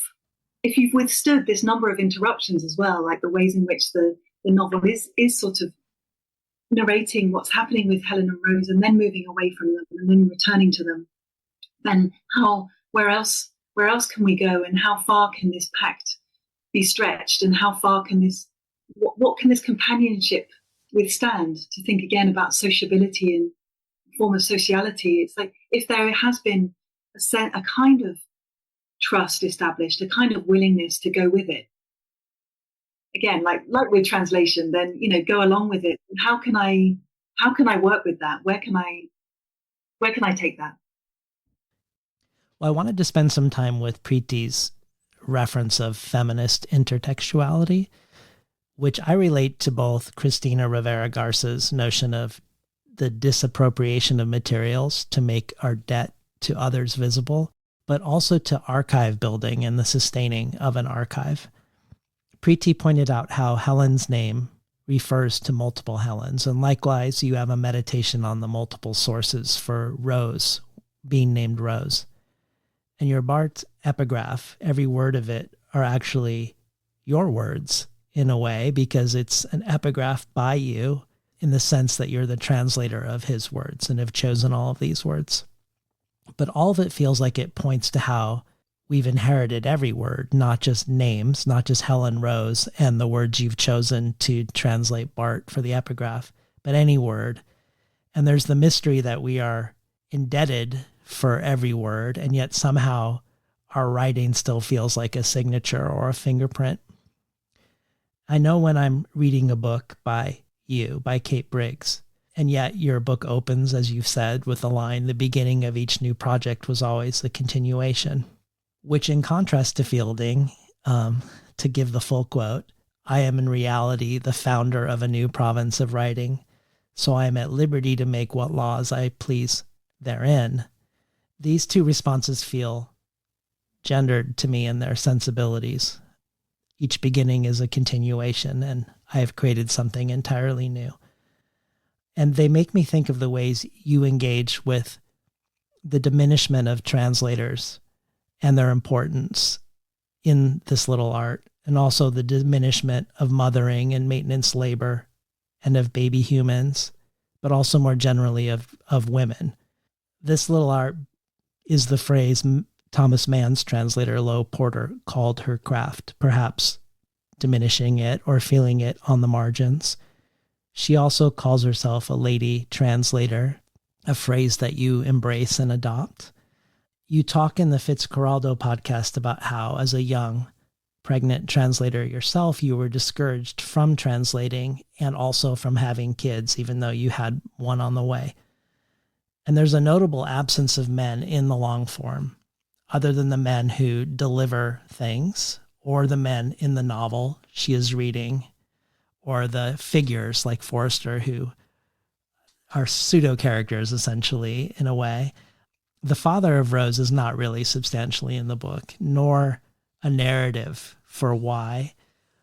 And all of this makes me think about the ways within the book you, and by extension Helen, make these diminished so-called little and belittled things of great importance.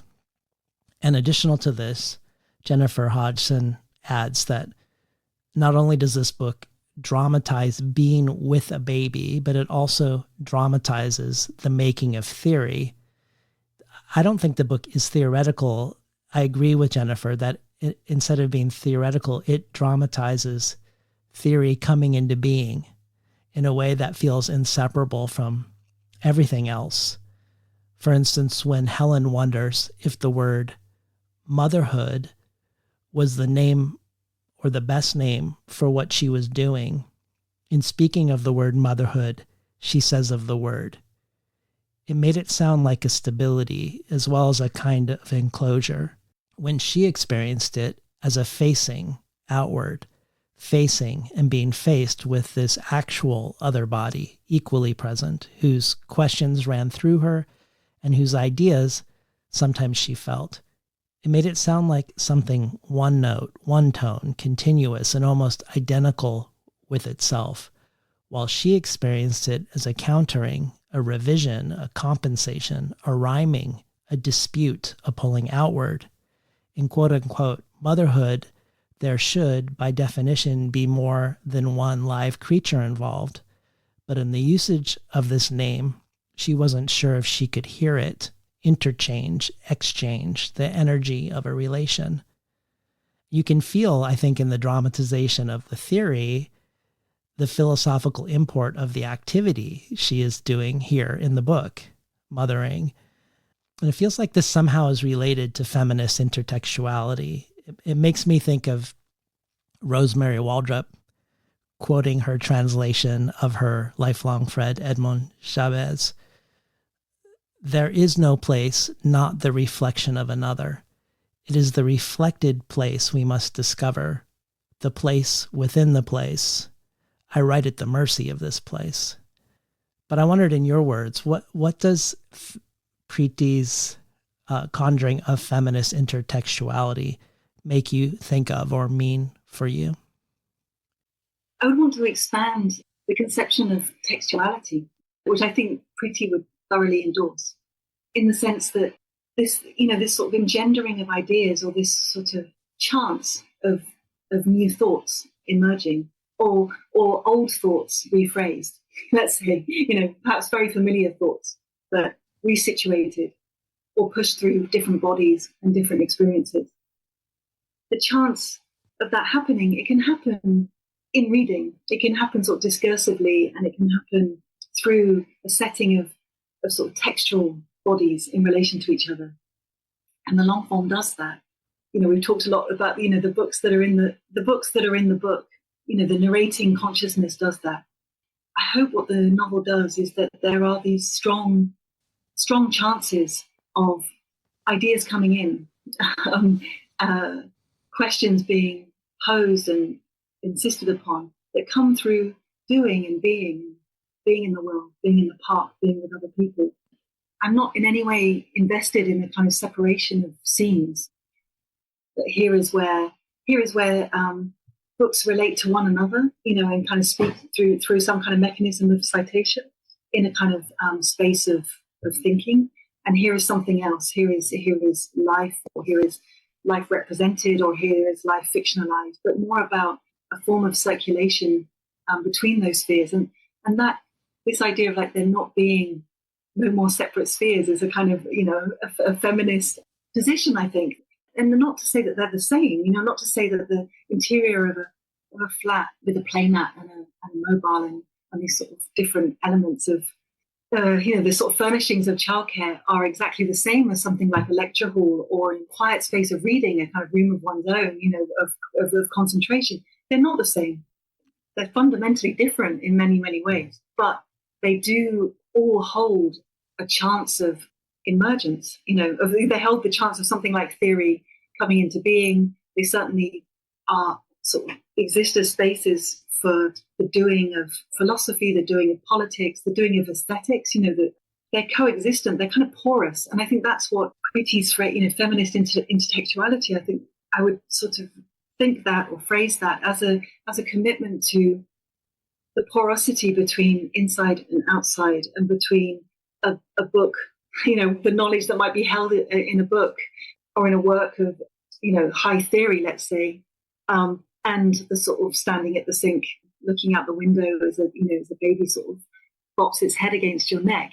And there's something about wanting to make the space of the novel, of the long form, sort of speak to this.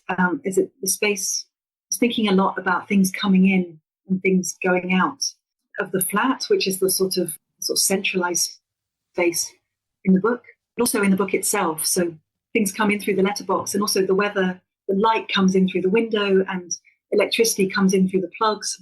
The internet also comes in, yes. The internet's also there, like, collapsing this difference between inside and outside.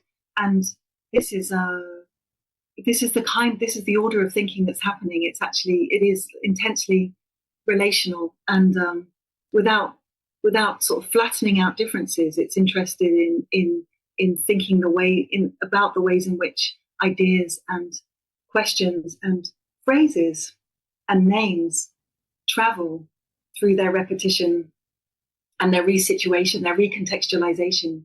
So what happens to something like novel theory, let's say, novel studies, when it's resituated in a space of childcare? Something happens in the doing of that, I think.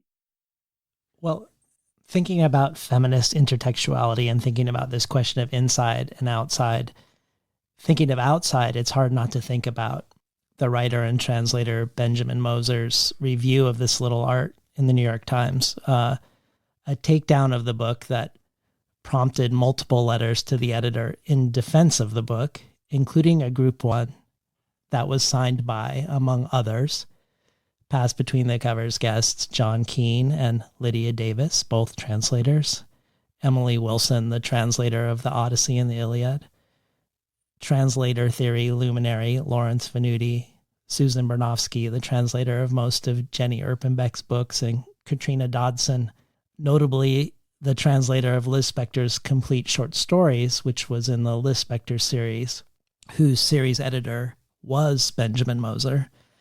And they point out the review's, quote, general tone of condescension and occasional misogynistic sniping, and give an elegant and nuanced defense of your book. And perhaps fittingly, at the end of Moser's review, there is a correction, because the original bio for him says he translated Liz Spector's novel The Chandelier, when in fact he co-translated it with Magdalena Edwards, who wasn't named. And Edwards herself has written an essay called Benjamin Moser and the Smallest Woman in the World, which is largely about her nightmare experience of working under him, but also in passing about his own translation errors, and mentions as well that during an hour-long conversation that Moser had about Liz Spector's The Complete Stories for the Library of Congress, he doesn't even mention the name of the translator of the book, Katrina Dodson, once, until he receives the direct question about her in the Q&A. Part of why I bring this up is, ever since I interviewed Idra Novi, who translated Liz Spector's The Passion of G.H. under Moser, it's stuck in my craw that when you go to his website, the entire Liz Spector series that he was series editor of, many of which were translated by quote-unquote lady translators, that unless you know in advance that he didn't translate the vast majority of them, you would think he translated them all. He never acknowledges them anywhere. Some don't have the translators on the cover at all, But even the ones that do, you would have to know to zoom in on the cover to discover that they're there. But the main reason I bring this up is I wonder how exceptional or typical this moment was or is, and how your books are received in the world. You write about the so-called little art of translation, the so-called little art of mothering. You were even going to call the long form, at one point, a world in small doses. How common of a thing is it for your books to be made small or to have them belittled as not worthy of critical attention, or that they aren't made with seriousness and rigor? That, I think for me, certainly in my life, that was an exceptional reviewing moment, not something that I was anticipating or have experienced since, at least at the level of its scale and its publicness. That review and the response to the review has become part of the publication history of this little art. And that's why, I think that's part of why people are interested in talking about it. But it was exceptional in the sense, well, in a number of senses. One being that this was, a first book, and the Fitzcarraldo editions, a very small press at that time, was one of their kind of early books.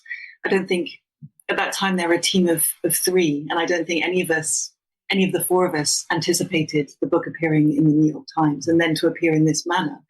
But I am exceptionally grateful, remain exceptionally grateful to the support that the book received at that time from those extraordinary practitioners and thinkers of translation, who allowed, through that act, extended the life of the work in ways that were just extraordinary. That doesn't happen. That doesn't happen very often. So often, I think, when a review has the kind of impulse or seems to express the intention to stop a book, it works, especially in a kind of platform as large as the New York Times. So that was and remains extraordinary to me. But I think I would want to, in thinking about it, that was 5 years ago, would want to kind of put the emphasis on what has changed in the last 5 years as a result of some of those, many of those practitioners who signed that letter. Thinking of Katrina's recent translation, for example, thinking about the New York Times this summer doing a kind of special issue devoted to translators and to translation. I feel like the landscape for translators has significantly shifted, certainly since the time when I started working on this little art, which was kind of 5 to 6 years prior to the publication.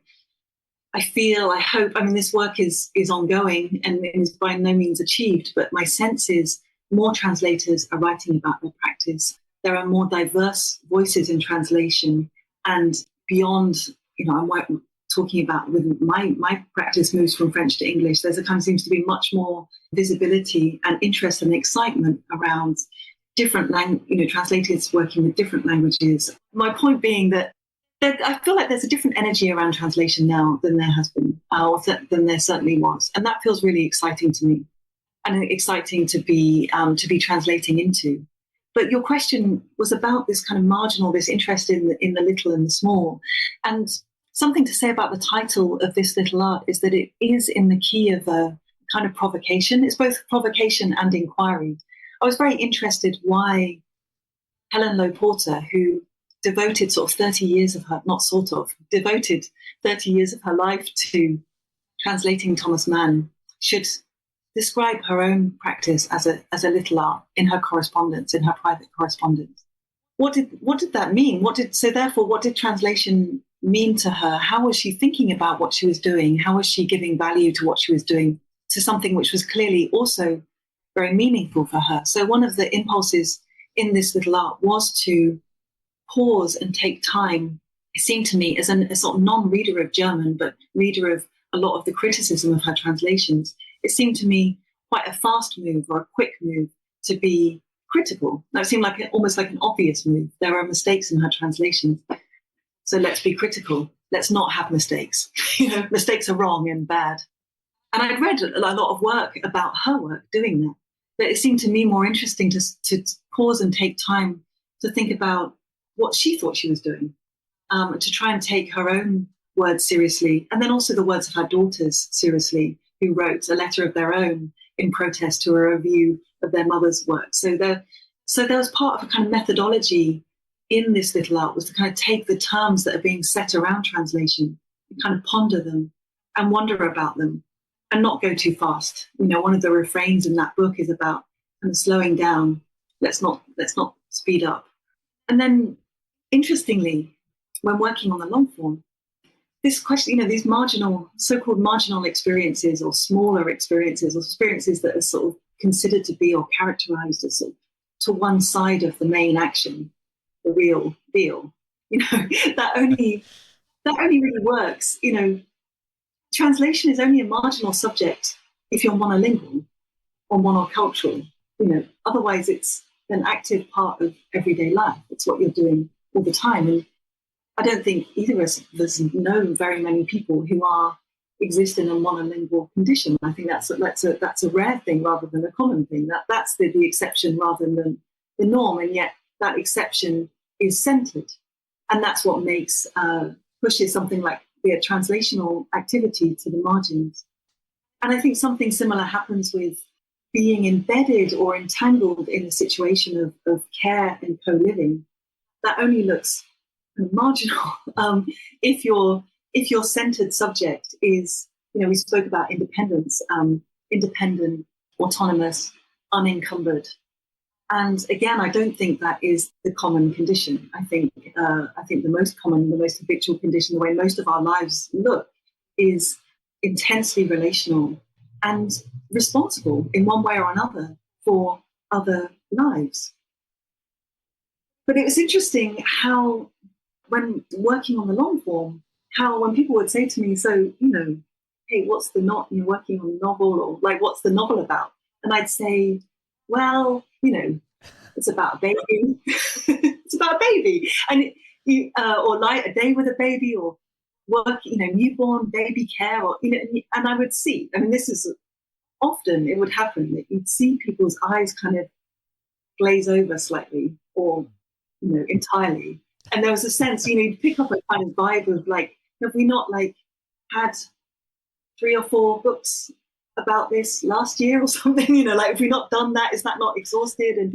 And so it became very interesting to me as an exercise to think, okay, if I want to describe this book to other people and also to myself, what if I were to say it's not a book about a baby? It is a book about a baby, but sort of put some other language around it and say something like it's about forms of durational co-living, or intergenerational durational co-living, and then you'd see genuinely there would be the different ways if I sort of could invent other ways of describing it, which were also true and I was also attached to and really believe in. I do think it's a very interesting instance of intergenerational co-living, or scenes of reckoning with difference, let's say. Then people, I'm generally speaking, I'm characterizing this for the sake of talking with you about it, but you would see a different quality of interest. And that also then spoke to me as kind of part of the project of writing, whether in this little art or the long form, which I am deeply invested in, was what happens when we redescribe the familiar, or redescribe actions or activities or modes of being or forms of life which we think we've understood, or we do understand, and we think we've said everything there is to say about them. Is that not part of the kind of writer's project, to find modes of redescription which actually open and reactivate and make these experiences sound relevant, or not only sound relevant, but point to their true relevance, to what might typically look like it sort of lies outside of that sphere. So that sort of redescription, that's why the long form is called the long form, because it's not exactly clear what long form I'm talking about until you open the book, and then we're in a scene of mothering and being a baby, but later on we're in a scene of sort of novel thinking, and both are called the long form, and that kind of holds both together. So as you've alluded to, the landscape for translators has changed for the better since you started this little art. And your work is, since that, review when Fitzcarraldo was small and this was your debut. Your work has achieved acclaim. You've won awards. You've done well. And you've told me outside of the interview that you'd love for this little art not to forever be associated with the Moser Review, but I suspect your publisher, Fitzcarraldo's reasoning for pointing people on their website to the review and the translator community response, placing it before all the positive blurbs for the book, is a similar reason I bring up the review as well. That in the big picture, it isn't the review that is remarkable, but the response on behalf of the book, that in a very high-profile way, people disrupted the norm. The way Helen interrupts Forster's speech to an audience of men, bursting in with her baby and her deeply thought-out philosophical thoughts about babies in relation to novels. That it really isn't so much about Moser, who represents, I think, in this instance, long-standing and widespread biases that have made books like yours rarer or more marginalized, but rather because both of your books engage with these long-standing and widespread biases, because both of your books suggest a possible otherwise, and because both your books suggest a multiplicity of ways to be in relation to both translation and writing.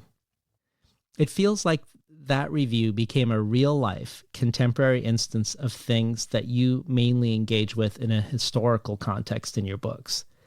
That this resonance between your engagement with critical response in your books and then this high-profile critical response in the world and the response to the response, I think it creates a sort of umbilical cord, not between this little art and the Moser Review, but between this little art and the response to the Moser Review. Like I think of when you won the Wyndham Campbell Prize, and instead of giving a talk, you wanted to have a conversation with other translators. So you invited Johannes Göransson, John Keane, and Sawako Nakayasu, the latter two who've been on the show as guests, to invite their thoughts and their modes of translation and writing, which in many ways couldn't be more different from each other or from yours. And then you called what you were doing together a different sort of writing and a different sort of publishing.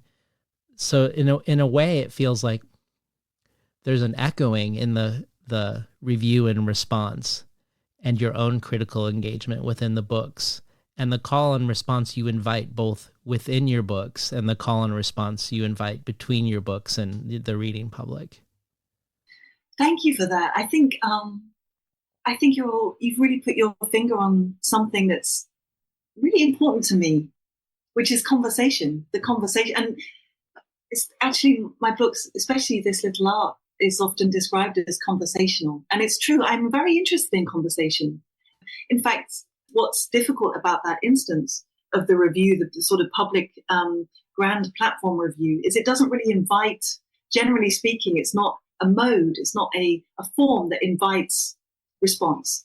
So as you pointed out, the fact that it did then have a response puts it into the zone of the conversational in ways that are actually really interesting, and then generated conversation privately, with Katrina Dodson, for example, who's now a friend as a result of kind of talking and exchanging and writing to each other. So that's extraordinary. And some of the work I was doing at Glasgow this past year, I was a practitioner in residence at Glasgow School of Art, and the whole thematic I proposed was around conversation as a practice, as potentially as a kind of art form in and of itself, but also as something that we do pedagogically, as a way of, it's the mode of teaching is through, we talk to each other about what we think we're doing when we're making art. And I was really interested in the forms that are available to us for such talking. And this, I think, is relevant to reviewing as a practice. Like within the art school, we have the crit, the group crit, for example, or you have the studio visit, these more one-on-one modes. And so there was an invitation to think together with staff and students at GSA about these forms and about how effective they are, where they come from, why we keep reproducing them. Is there occasion to rethink them? And with a small group of really wonderful recent graduates from the MFA, we came up with a project called Rituals in Preparation for Talking About Someone Else's Artwork. I love that. Which we're making, which will be part of a publication, which we're currently getting slowly towards print. And the part of the thinking there was perhaps we do need some rituals. Like, what is it to sort of ready yourself to actually engage with someone else's work? What values do we bring to that space of engagement, of responding to a call? If a book put into the world is a kind of call to reading, to response, how do you sort of enter into a space of receptivity? So these are things I've been thinking through in a really sort of quite magic way in the context of Glasgow. But I do think there's something about call and response, and this also speaks to something I feel like you've really seen in the long form, the ways in which sort of putting maybe sort of unlikely materials into conversation with each other in a way. I think that's what a book can do. It's like, it's not often that you get Gertrude Stein speaking to Henry Fielding, maybe, although I think she did really like Henry Fielding. I did read that, or like John Dewey talking to Penelope Leach, who, author of a baby care Bible, or any of them talking to Reba, who's a character in the book. But here they are, here is a space where they can actually speak, and then what is said is starting to have that quality of responsivity. What you don't want is for conversations to stop. And I think that's the thing that you don't want. Who would want conversations to be kind of closed down? And I feel like that's what happened with the sort of the review and then the responses to the review is, I think it did. Although, it's the sort of a human is in the middle of that. It's like not, it's not ideal. It's not, it's not certainly, in the moment of the review's publication, it's not what I would have wanted. But I recognize with hindsight that it did generate talk. Yeah. So that's intensely valuable. Yeah. One of the things I really love about the story of the translation community, not only rallying on behalf of the book, but around the importance of your provisional approach that allows for uncertainty and open-ended questions, is that I think archive building and feminist intertextuality isn't just vertical, isn't just, as important as it is, rescuing past writers from erasure on behalf of the future, but also horizontal, building relations with peers, which this takedown review ended up exceptionally producing this or making visible this community that valued this little art. And in that spirit, it feels like we can't not mention Helen's best friend, Reba. Their story was the most painful part of the book, and in some ways the most beautiful part. I think you could say the story of their friendship is the story of the way existing forms can prevent connections from enduring. As roommates, prior to Helen getting pregnant, their lives together are kind of perfect, a harmonious symbiosis. But when Helen gets pregnant, it feels to me like inherited forms of living both prevent Reba from verbalizing her desire for Helen to stay and for them to do this together, even though there is no example from which to do it together. And also that these same forms push Helen to believe that she should really, quote unquote, progress from their shared space to some more recognizable form of independence and self-sufficiency. In your conversation with Renee Gladman, you say of your novel, one of the book's repeating questions comes from Gertrude Stein, a line lifted from her A Novel of Thank You. Who can think about a novel? Her bold response in the next sentence is, I can. I know poems move. I know essays also move. Clearly, it's rare for them to stay in the same place, in the same key or register or mood. But for me, this is the novel's specificity, its extraordinary stretched capacity for modulation, how a novel can bring you to the sense of something ending or falling apart, and then somehow regather, find new resources, carry on a new chapter. And of course, this falling apart and coming together is happening moment to moment between Helen and Rose throughout the book. But it's this female friendship falling apart and trying to find a new form that was particularly poignant to me as a reader. And I love that the form for the novel ultimately is the mobile that hovers over Rose in her crib, the only thing that the baby herself can sustain her focus on. Because the mobile also feels like it speaks to Helen and Reba's relationship. Throughout the book, we get images of different parts of it. And at various times you describe it as near and juddery, gapped with negative space, edge and alive, or held in readiness, often itself in one shaky arrangement than another, or each shape offsets the other, not one of its parts is given more weight.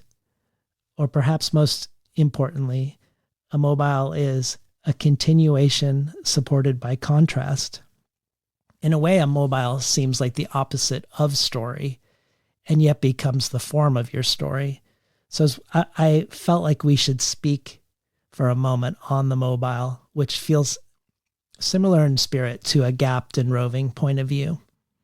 I'm so grateful, well, everything, but also for your sense, your perception and your reception to, indeed, I think wanting a novel like a mobile. I wanted a novel like a mobile. I wanted a novel. One phrase you used earlier is a sort of single consciousness.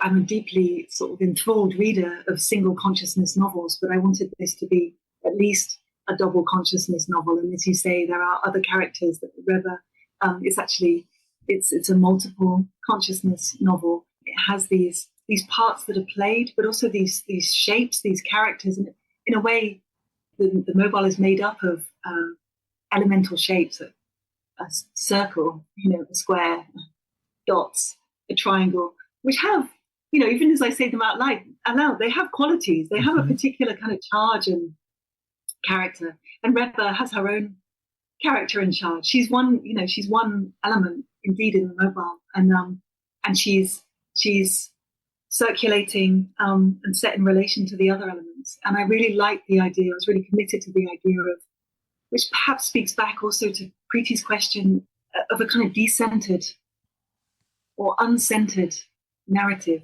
where it's about this shifting relation of offsetting, contrasting, sometimes vibing with, speaking to, connecting, that's sort of ongoing, not sort of ongoing, like in wholly ongoing. The rhythm of the book is about, I think, this sort of like holding of a position, sort of proposing some kind of choreographic position. Dance is a term that you've used a lot. And then indeed like collapsing it, wobbling it, making it shaky, and finding another. And the idea that it keeps moving also speaks, I think, to the inside-outside question, because what is it actually sensitive to? It's sensitive to Helen like twisting it, like with some like violence to like get it going again and, entertain Rose again. But it's also sensitive to breath and air and these other forces. It's made from plastic and it's hung from the table, which is made from plywood. It's like it's got its own materiality. It's responsive to forces which are actually much larger than the characters that kind of in the room with it at any time. It's interesting, I'm also really pleased that you brought in this friendship, which is another of the long forms in the book. This is another long form that it's the novel is trying to think about, and also about, relation to the question of critical reception.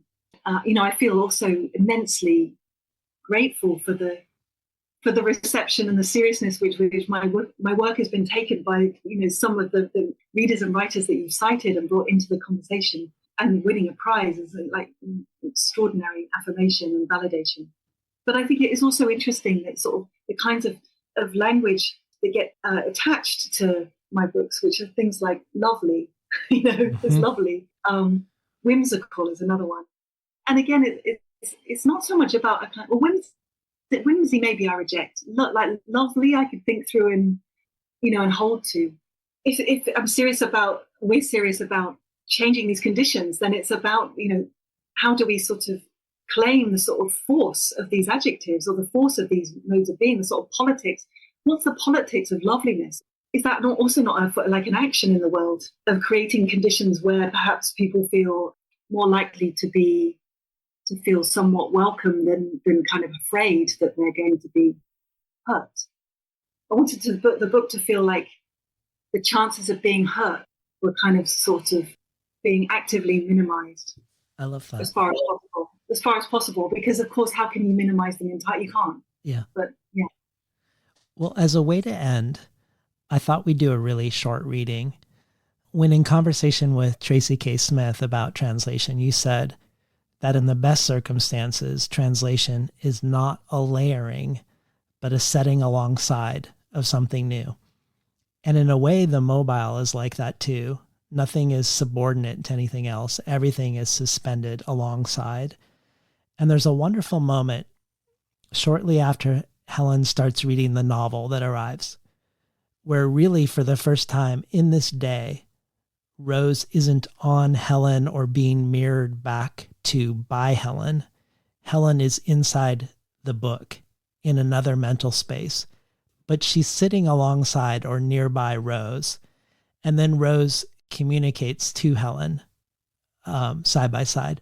And I was hoping we could hear this half page. It's the last half of the last page of a chapter called A Container Containing.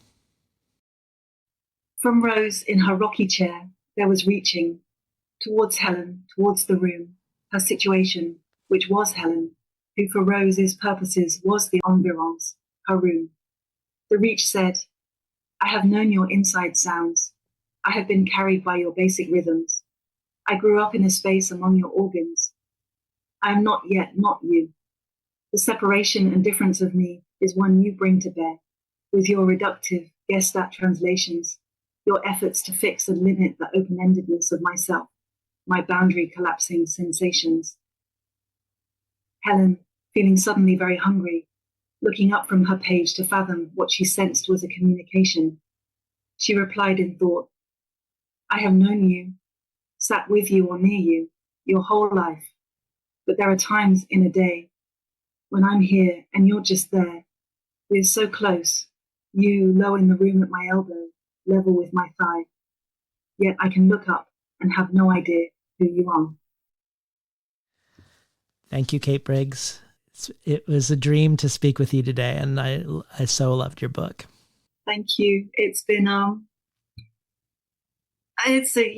haven't words. I mean, we've said a lot of words, but it is an immense gift, David, what you've given me. Thank you. Thank you. We've been talking today to Kate Briggs about her latest book from Dorothy, the long form. You've been listening to Between the Covers, and I'm David Naiman, your host.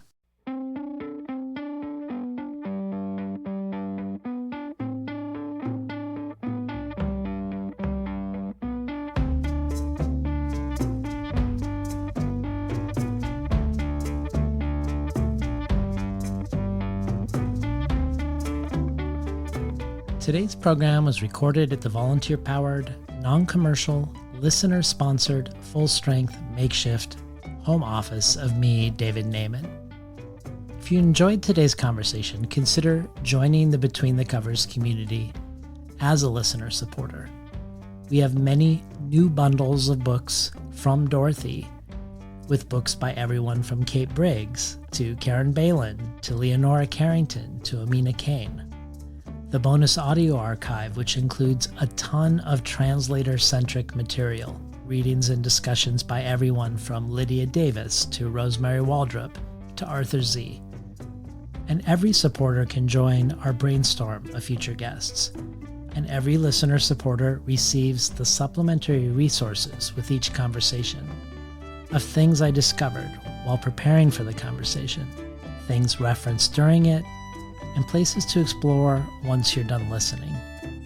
Additionally, there are a variety of other potential gifts and rewards, including the 10 House Early Readership subscription, getting 12 books over the course of a year, months before they're available to the general public, to a bundle of books selected by me and sent to you. You can find out more at patreon.com/betweenthecovers. Or if you prefer a one-time donation, you can do so by PayPal at tinhouse.com/support. I'd like to thank the Tin House team, Elizabeth DeMeo and Elisa Ogie in the book division, Beth Steidel in the art department, Becky Kramer and Jay Nichelle in publicity, and Lance Cleland, the director of the summer and winter Tin House Writers Workshops. Finally, I'd like to thank past Between the Covers guest, poet, musician, composer, performer, and much more, Alicia Jo Rabins, for making the intro and outro for the show. You can find out more about her work, her writing, her music, her film at aliciajo.com, ALICIAJO.com.